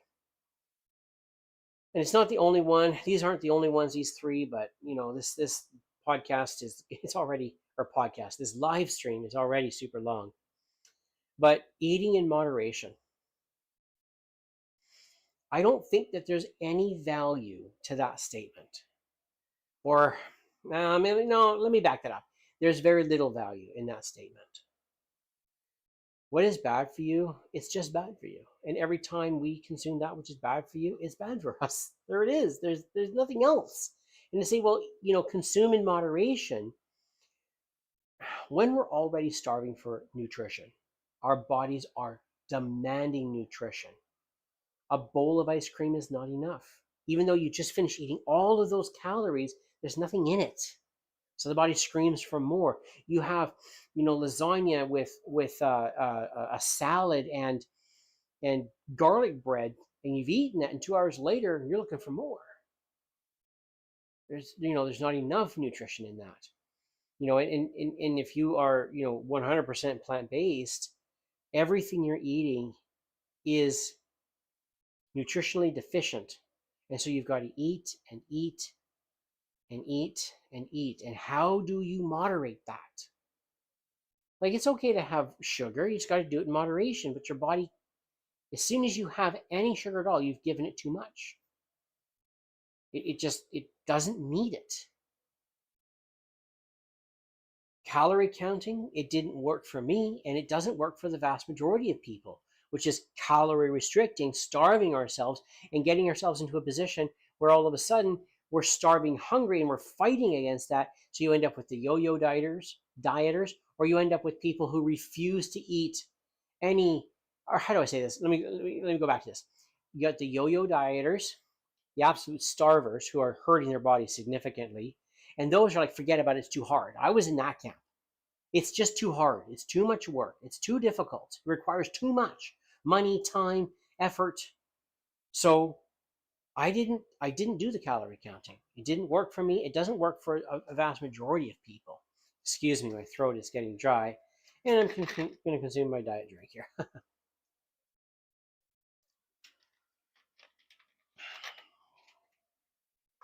and the calorie counting depends on willpower. Just having enough will.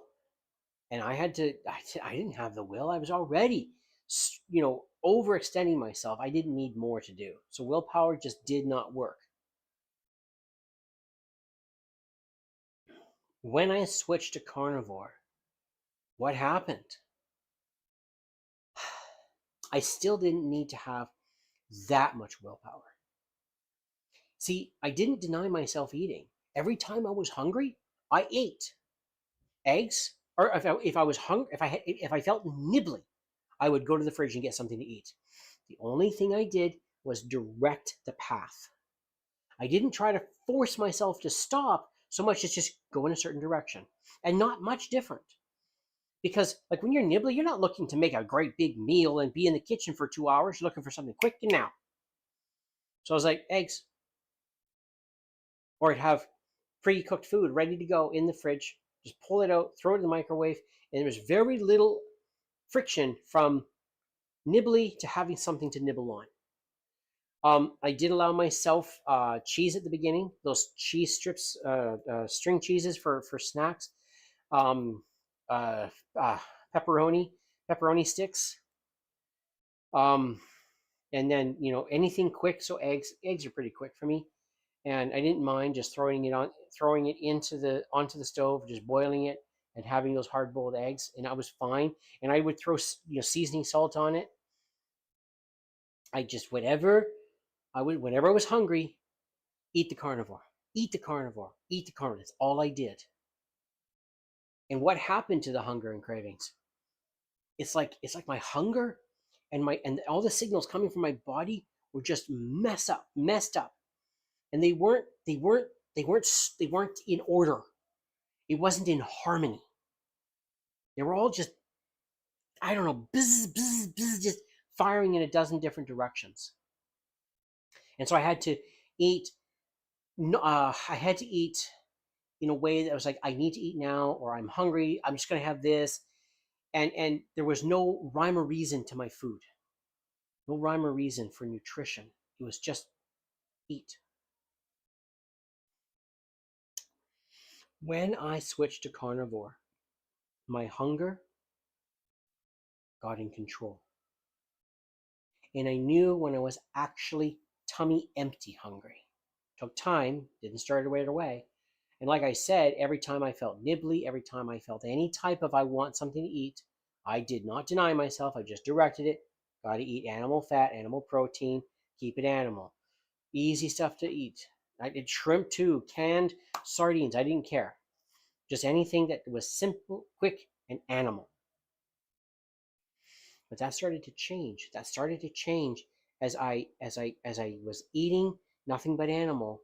I got hungry less often and nibbly less and less and less. Didn't happen overnight. Took a few months. But eventually I was once a meal. One meal a day. And then I was able to get to even fasting, where I fasted multiple days and I was in control of my hunger. I decided when I ate, not my hunger. And I mean, it took discipline, but I had already taken baby steps of discipline already. And so it was just an extension of what I was already doing. And then my cravings, well, like I just know you can't have a chocolate bar. No, you can't have popcorn. No, you can't have, but you can have, and it's very similar to dealing with a child. No, you are not a baby. You're not a child. But the techniques around certain childhood rearing habits are very powerful for yourself. No, you can't have a chocolate cake, but you can have a vanilla cake. No, you can't have 2 scoops of ice cream, but you can have 1 scoop of ice cream. And though you really would like to have the 2 scoops, you're at least going to get the 1. And basically you're doing the same thing with yourself. I didn't stop myself from snacking. I just only can snack on that. I didn't stop myself from eating when I wanted to. When I wanted something full to eat, I went ahead and had it. Then I did more. Because I wasn't eating out all the time and I wasn't eating lots of other crap, I had money left over to get nice stuff. So like one of my favorite types of food is a ribeye steak. And I ate the ribeye steak. I'd save up and get myself a big old fashioned ribeye steak. I loved it. And it was fantastic. And so not only did I not deny myself, I started to find new treats. I love well, I do like sardines, but come on, head, come with me. Shrimp and seafoods, any kind of seafood, I pretty much like it. So for me, that was a treat because I didn't get to eat that very often. I started to incorporate more of that. And like I said, I love my ribeye steak. I love brisket. I love just, I mean, now I've discovered tender, soft, tender pork chops. I eat it up. I still have not come to love bacon, though. Everyone loves bacon. I don't mind it, but I don't love it. I love the tender pork chop way more. But people, I mean, it's recommended to eat bacon because it has a lot of fat in it. Beef, butter, bacon, and eggs. If you've ever listened to Dr. Ken Berry, he says that quite a bit. And then, how many meals was I eating versus now? Well, back then, 2 meals a day with snacks. And when I adopted the diet immediately, 2 meals and snacks. Now, 1 to 2 meals a day. Right now, I'm back to 1 meal a day. I'm just not hungry. I don't want it. I don't need it. 1 meal. I don't need a lot of convincing to consume the food that I like. I just like it. Oh, what am I saying? I just totally contradicted myself because I got distracted. I'm eating only once a day. I don't need constant food, and I don't need snacks. If I eat a snack, I'm literally doing it purely for the flavor. It's like, oh man, I want to have some cheese sticks. But a lot of what I'm doing is I actually just take everything I would like to eat and I just put it into one plate. And by the time I've eaten everything, I don't want anything more. And I have that to look forward to. And just taking that discipline slowly but surely, little by little, you get to a place where you just need it once. And then I have time for more things like this, doing a live stream. When did I realize my body could self-regulate? Oh yeah, when did I realize my body could self-regulate? No guilt, no rules. Well, I shouldn't have wrote it that way. That's a mistake. As I'm doing this live stream now, and I'm actually listening to myself. It's not that there are no rules, so much as there are less of them. Rodney, you can eat anything you want as long as it comes from an animal. That's the rule. What, I don't have a rule about eating only once a day? No. I mean, I'll do it, but mainly because I just don't feel like eating any more than once a day. I just don't feel like it. Did you eat twice this today? Yeah. Do I feel any guilt? No. And even if I slip up, like let's say at Christmas I eat a bunch of food I shouldn't, I don't feel guilty. I stepped into that with full knowledge. It's no different than somebody who drinks beer at New Year's or wine. Right? Is wine good for you? Is beer good for you? No, it isn't. But you just eat it. You just enjoy it. Whatever. Who cares? Right? You're not consuming that thinking it's good for you. I know there's been people that have come out again and again trying to claim the benefits of wine, the benefits of beer. At the end of the day, no, there isn't. It just feels good and it just tastes good. That's it. And it's okay to enjoy that and to have that. And so I don't feel guilty, but I know what I'm doing when I do it. If I eat a meal I shouldn't eat, I know exactly what I'm doing.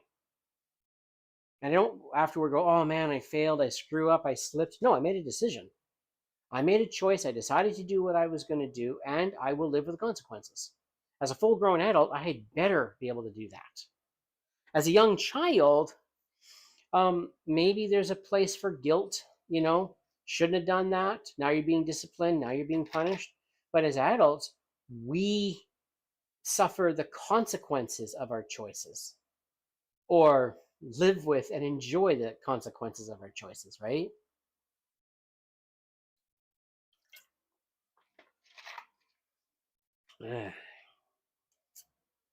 Talking for this long. Keep going. But what ends up happening is your body, because you're eating healthy now, because you're consuming the proper way, you don't your body will be able to talk to you, and you're going to get good at listening to it. You're going to be able to hear your body, listen to your body, and respond to your body, because now it's healthy. And now it talks to you the right way. And you're going to learn its signals, and you're going to learn its signs. Very similar to what you were doing actually as a baby. One of the things a child is learning is how to listen to its body. I'm thinking of, those embarrassing moments that a little kid has when they realize they really should listen to that bladder, because it's not to be ignored. If you do ignore it, you're going to have a problem. And it gives you a real life experience. And you only have to experience that a few times before you're like, okay, I'm listening. And the same thing will happen eventually with your hunger. You can listen to your hunger as reliably as you listen to your bladder. It'll talk to you and give you accurate signals, and it will not lie. You're not going to be tricked. You've never been tricked unless there's some kind of sickness. If you've had an infectious disease, that's different. But otherwise, you can trust your bladder to let you know when it's full. You'll be able to trust your stomach and know not only your stomach, but the signals from your whole body when you know to give it nutrition.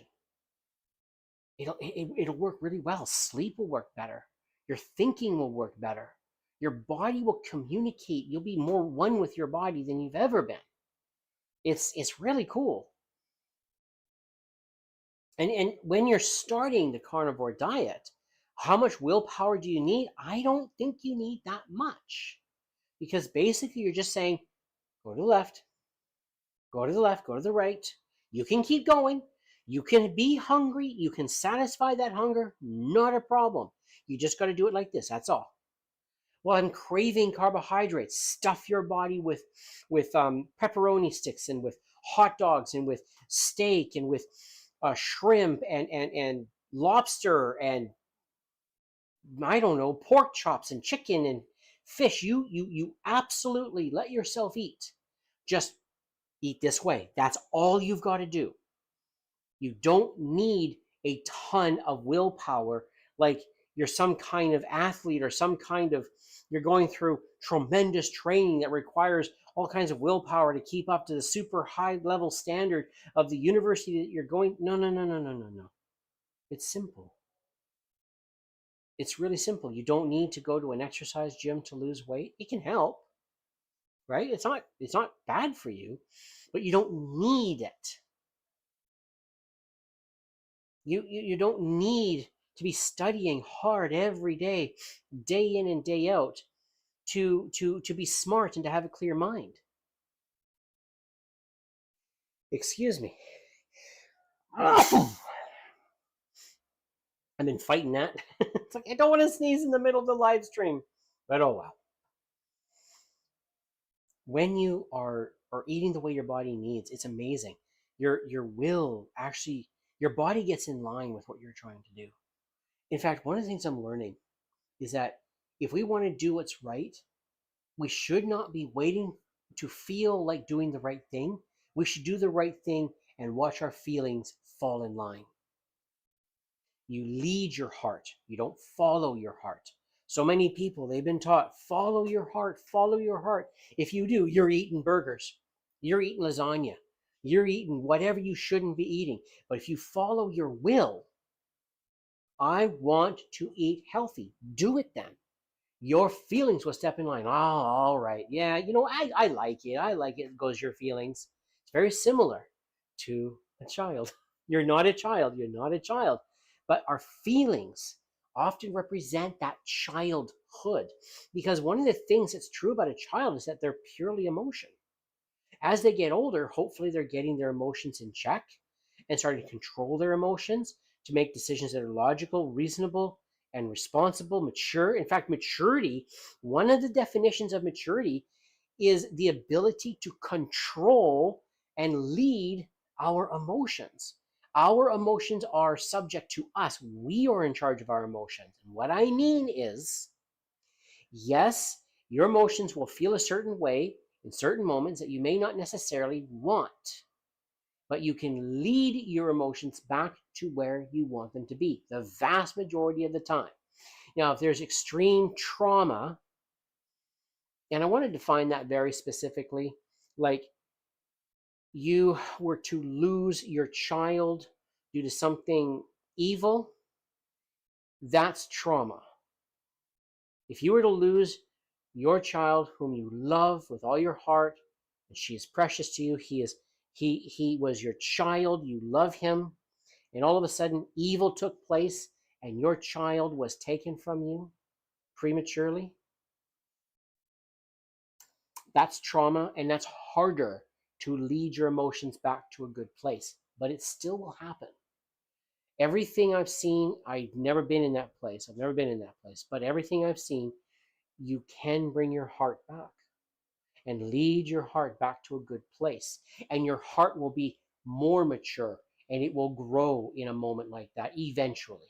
It's not good what's taking place, but you don't have to be subject to your emotions. Your emotions are supposed to be subject to you. So that was a huge rabbit trail. Let's get back on point.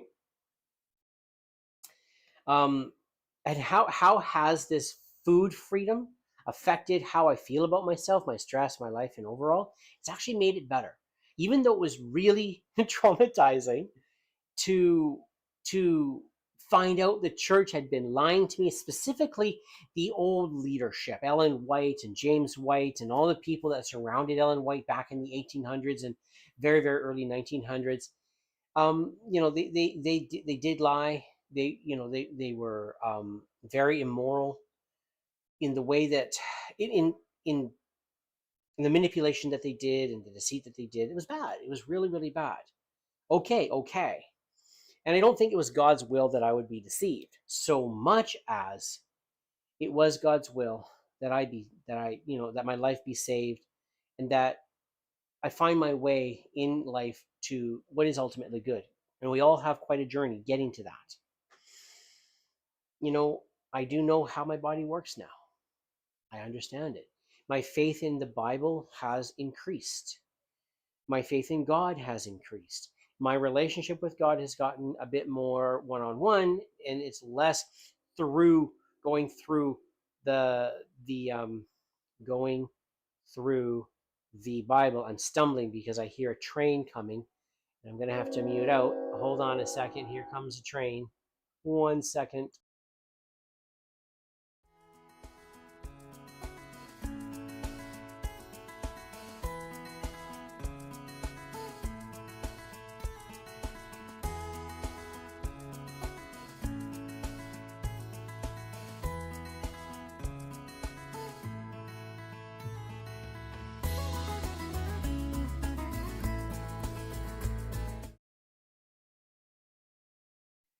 Thank you very much.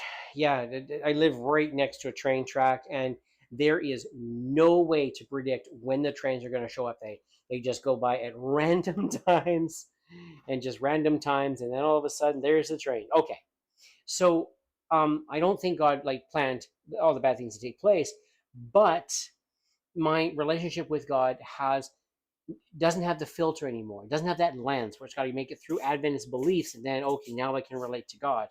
Instead, it's like, no, I can actually relate directly to God. I don't need a church to be the lens for that. Now I'm trying to understand, what role does the church actually play? I don't know.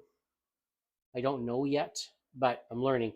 And this brings into things like, bring into question the Ten Commandments and prophecy and doctrine and all that kind of stuff. That's stuff I'm working on. And what I've now realized over this long period of time and this long live stream is that, our health can be simple. We don't need factories. We don't need kitchen time, tons of kitchen time. I mean, I'm on my carnivore diet now, and I'm eating once a day, and steak or some scrambled meat, scrambled eggs, it's a frying pan, a plate. Doing dishes is dead easy. There's no tons of dishes anymore. Like, just very, very few dishes. When you're working with plants, you need a lot of dishes. You have to have a lot of dishes because you got to do a lot with plants to get them to taste good. And not even just taste good, but also to get nutrition from them. You need a lot of different types of plants to get the nutrition that you want.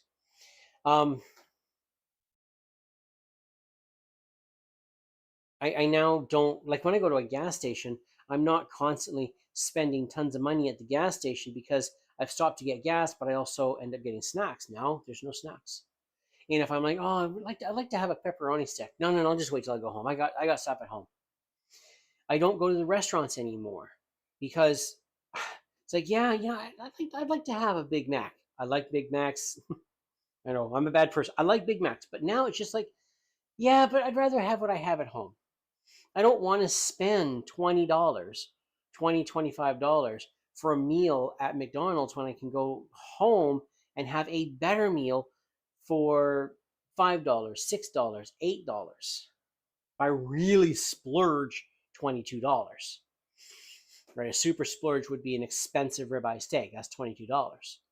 Well, you're sure as heck ain't getting no expensive, high quality ribeye steak for $22 at a restaurant. That's going to be $70. Well, for $70, I can really go nuts and get like 3 gorgeous steaks. My stress and energy. Now, my ability to handle stress has improved, but the carnivore diet and that moment to learn the lies that the Seventh-day Adventist Church is teaching, what that did is it set me on a new path. And eventually, the things around me that were causing huge amounts of stress, they actually started to fall away. Now, it's not settled yet, but I do have a better brain that isn't clouded with fog that's enabling me to be able to process and deal with things, if that makes any sense. And my energy just is just, it is better. I have a steady energy, which is good. I'm not crashing at the end of the day and barely alive in the morning. I'm still like when I first wake up out of bed, I'm a little touch groggy, but I'm a lot better in the morning than I used to be. And then like the fatigue, the big one is like the numbness on my arms, the heartburn, the back pain. You know, those things are all gone. My blood pressure, it's fine. No more, yeah, just no more nagging health issues. Almost. There's only one that I have left. I can't discuss what it is, but there's only one that I have left that has not cleared up since I started this diet. So I don't know what's causing that particular health condition. And at this point, I don't feel comfortable talking about it. I don't think it's caused, well, it probably was caused by diet, but it looks like changing my diet isn't reversing it. I think. Or it was caused by really, really high stress. And I don't know like how to reverse it. If it's one of those two things, and I don't know how to reverse it. I have not figured that out yet. But otherwise, the rest of the health things I was dealing with are done. I'm not dealing with them anymore. It's fantastic. And the ADHD, so I still have ADHD. That it's still there, but it's easier dealing with it. And what that means is very specifically because I don't have the brain fog anymore, I can see things more clearly. Meaning, if I have a thought, I can remember I was having X thought. So when I get distracted and I get a little bit lost, I can go, oh, no, okay, I can come back. And I have better energy so I can maintain intelligent thinking for a lot longer throughout the day. By the end of the day, like after this live stream, I'm done. I'm tired, and I'm gonna end up just watching some anime or something like that. So I'm thinking of starting an anime channel where I talk about anime because I'm finding out I love anime. It's so wonderful.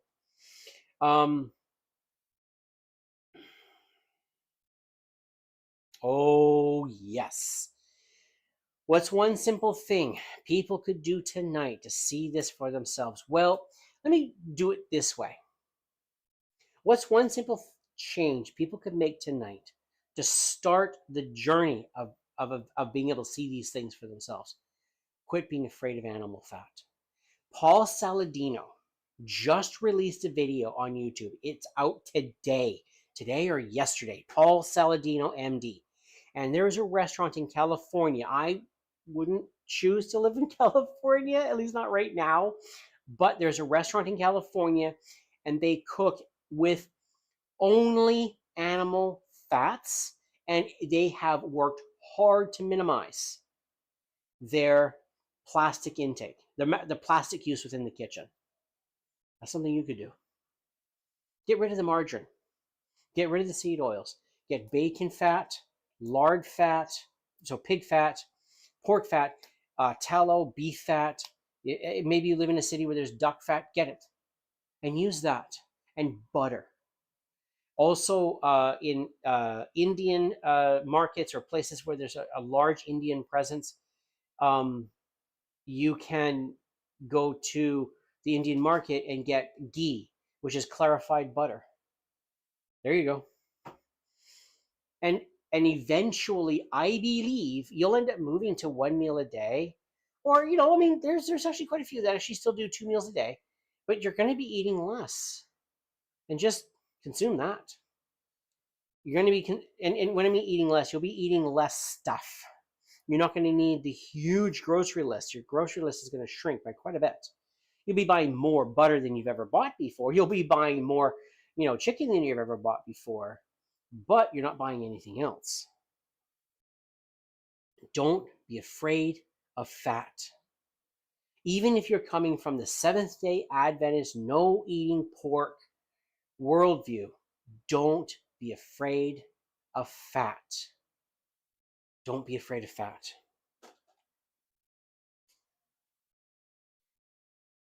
And here's the thing.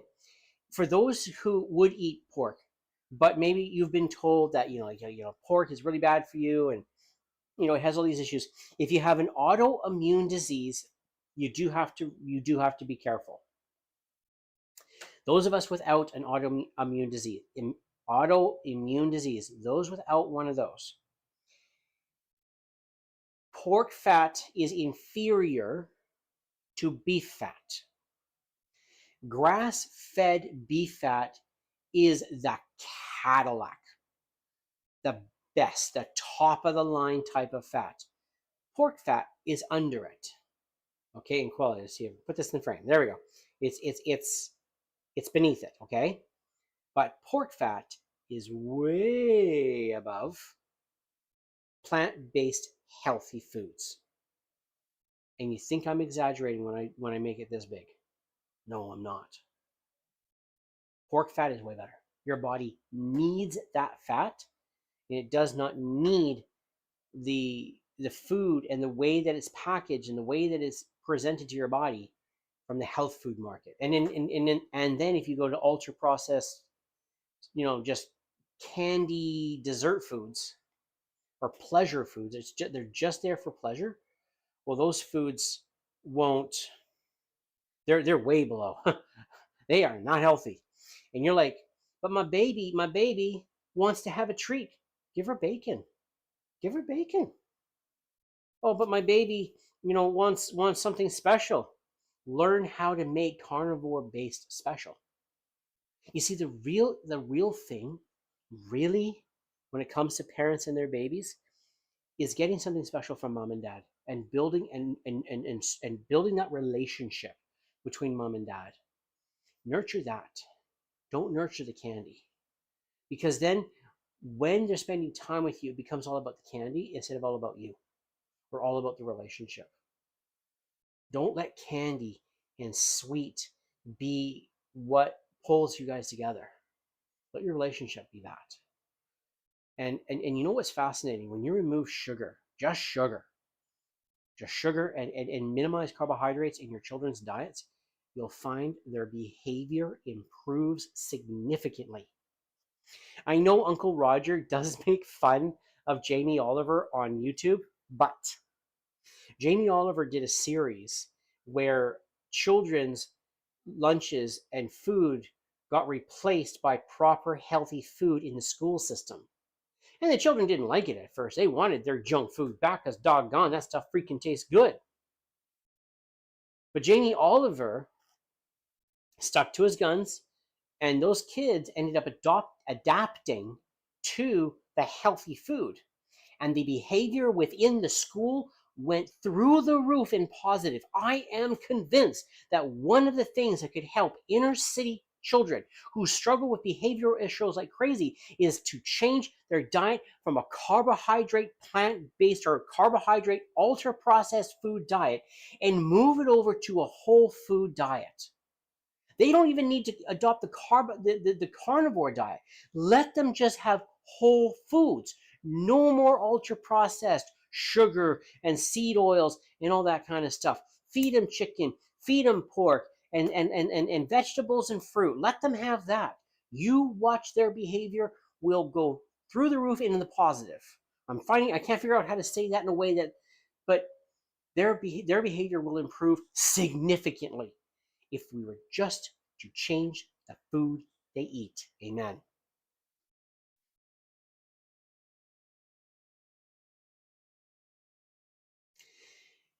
One of the things that, as I learned about the teachings of carnivore and what the Bible actually, or what the body actually needs, I was a bit, I how do I say this? I felt a bit worried about what's the Bible going to say? What's the Bible going to say? Because at the end of the day, I believe the Bible. Well, the Bible actually prescribes meat. The children of Israel had a ceremony system, sacrificial ceremonial system. And the children of Israel, come on, stay focused. The children of Israel were given a sacrificial ceremonial system.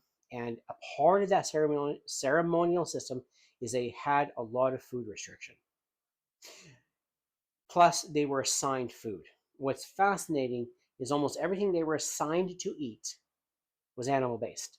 There were some ceremonies where they were required to consume plants, very specifically wheat, a flatbread, Passover.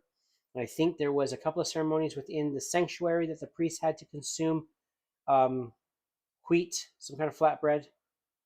That was it. Otherwise, they were eating meat.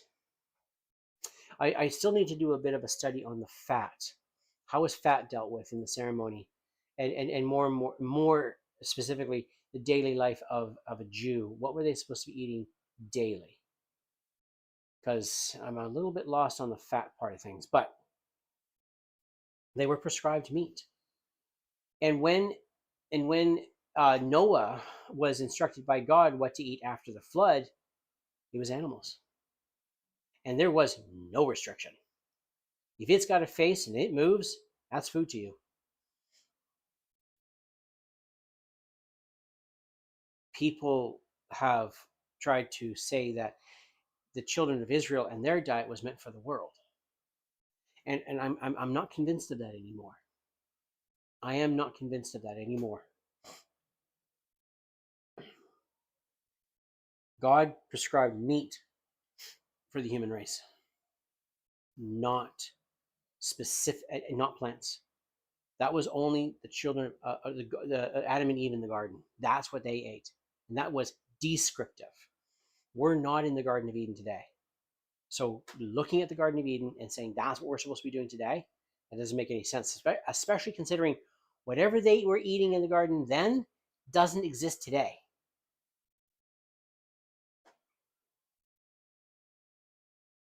I do feel a peace now, even though not everything in my life is fixed yet. My finances are still in trouble. And I'm still trying to figure out, like where I belong when it comes to church. And I have a broken marriage. Freak that, I'm not happy about that. But yet I have peace. More peace now than I've ever had. And the reason for that is that I now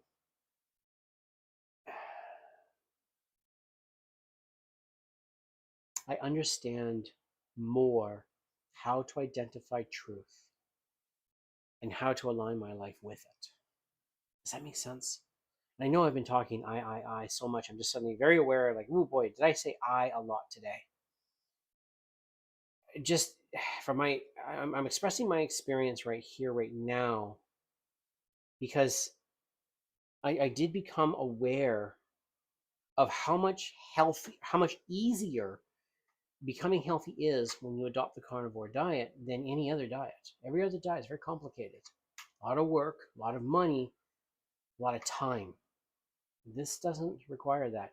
And this diet has a greater propensity, greater chance. No, this diet will eventually cause mankind to become more in harmony with creation, because animals, when raised for food, don't require the destruction of hundreds of thousands of acres of land to do it. The animals instead actually improve the land when done right. It's got to be done right. There's a farming style that is being experimented with and improved and developed right now called regenerative farming. It's fascinating, really, really fascinating.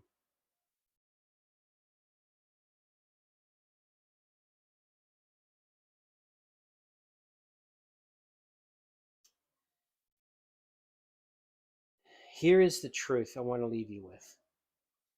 We don't have to be sick. You don't have to be sick. You don't have to be overweight. You don't have to be you don't have to have type 2 diabetes. You don't have to have back pain. You don't have to have fatty liver disease. You don't have to be sick. There is another way. That's what I've learned. There is another way. We can change our diets, animal-based. Change our diets to animal-based, and we will have success in our lives that we have never had before. And I'm excited about it. I want it. I want it so bad.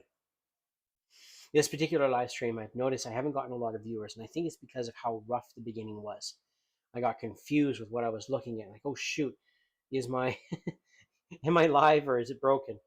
But you know what? I'm glad for those that did show up. I'm glad for you. You don't have to be sick.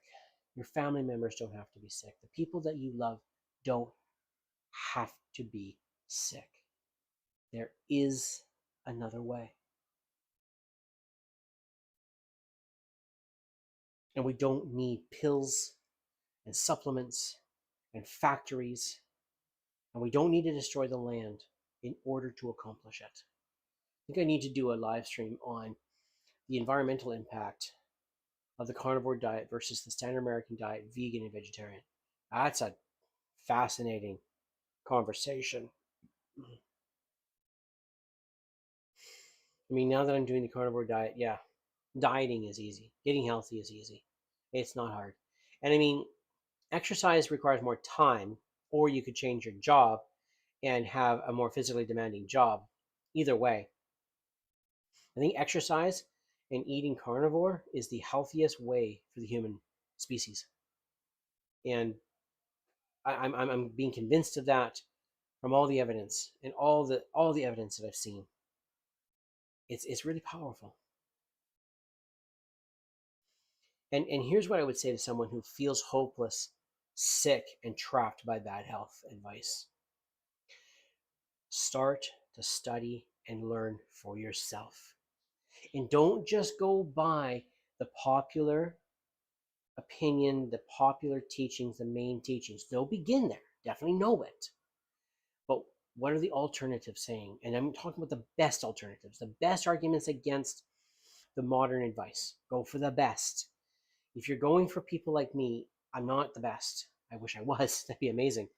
But I'd be like Dr. Philip Ovadia, Dr. Anthony Chafee, Dr. Ken Berry, Dr. Tony Hampton. What are they saying? What are their best arguments? Zoe Harcum, the lady who wrote Toxic Superfoods, listening to their top best arguments and compare that. That would be the thing to do. And then listening to testimonies, because testimonies also have a huge role to play. When you educate yourself, you're going to be able to make better decisions and know more of what really does work. And I want that for you. And why do I believe that this can start healing us, just small, simple, by changing what we eat, because I've seen it myself. It's what worked in my own body, in my own life. All I did was change what I eat. I still don't have a gym membership. I don't go to gyms. I'm not interested. It works. It really works. If you like what I'm talking about in this video today, especially if you make it through the first 20 minutes of my podcast, of my live stream, sign up, subscribe. There'll be more. I'm going to be doing more of this. I'm going to be talking about this and talk about my journey. And hopefully I want to get to a place where I get to talk about your journey. Because at the end of the day, who cares about my journey, right? I'm just some guy. But your journey, you getting healthy, you overcoming, you get to become better, healthier. I desire that for you. And oh man, I hope this is going to sound so doggone cheesy, but so many people want to claim they care about you. And I bet you have seen BS since forever. I actually want you to be healthy and to have success that's meaningful to you. Like for me, what was meaningful to me? Get control of my body and actually be healthy. I don't think I'll ever become a supermodel, good-looking guy, but I sure as heck could be better looking than someone that weighs 220 pounds at 5'4". What health goals could you have if you had access to getting healthier than what you are right now? What health goals could you have when it comes to when you're looking ahead to when you're 89, 92, 105? What kind of health would you like to be able to have at that point in your life? Right? Because most of us, we just can hope. We hope, based on good genes. My daddy was super healthy. My grandpappy was super healthy. My grandma was super healthy. My mom was super healthy. So maybe I can make it. What if it wasn't a maybe? What if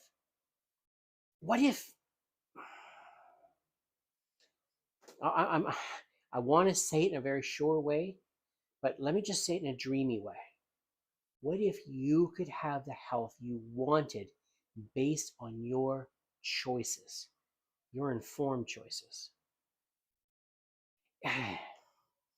I think I'm almost sounding cliche, but I'm not saying this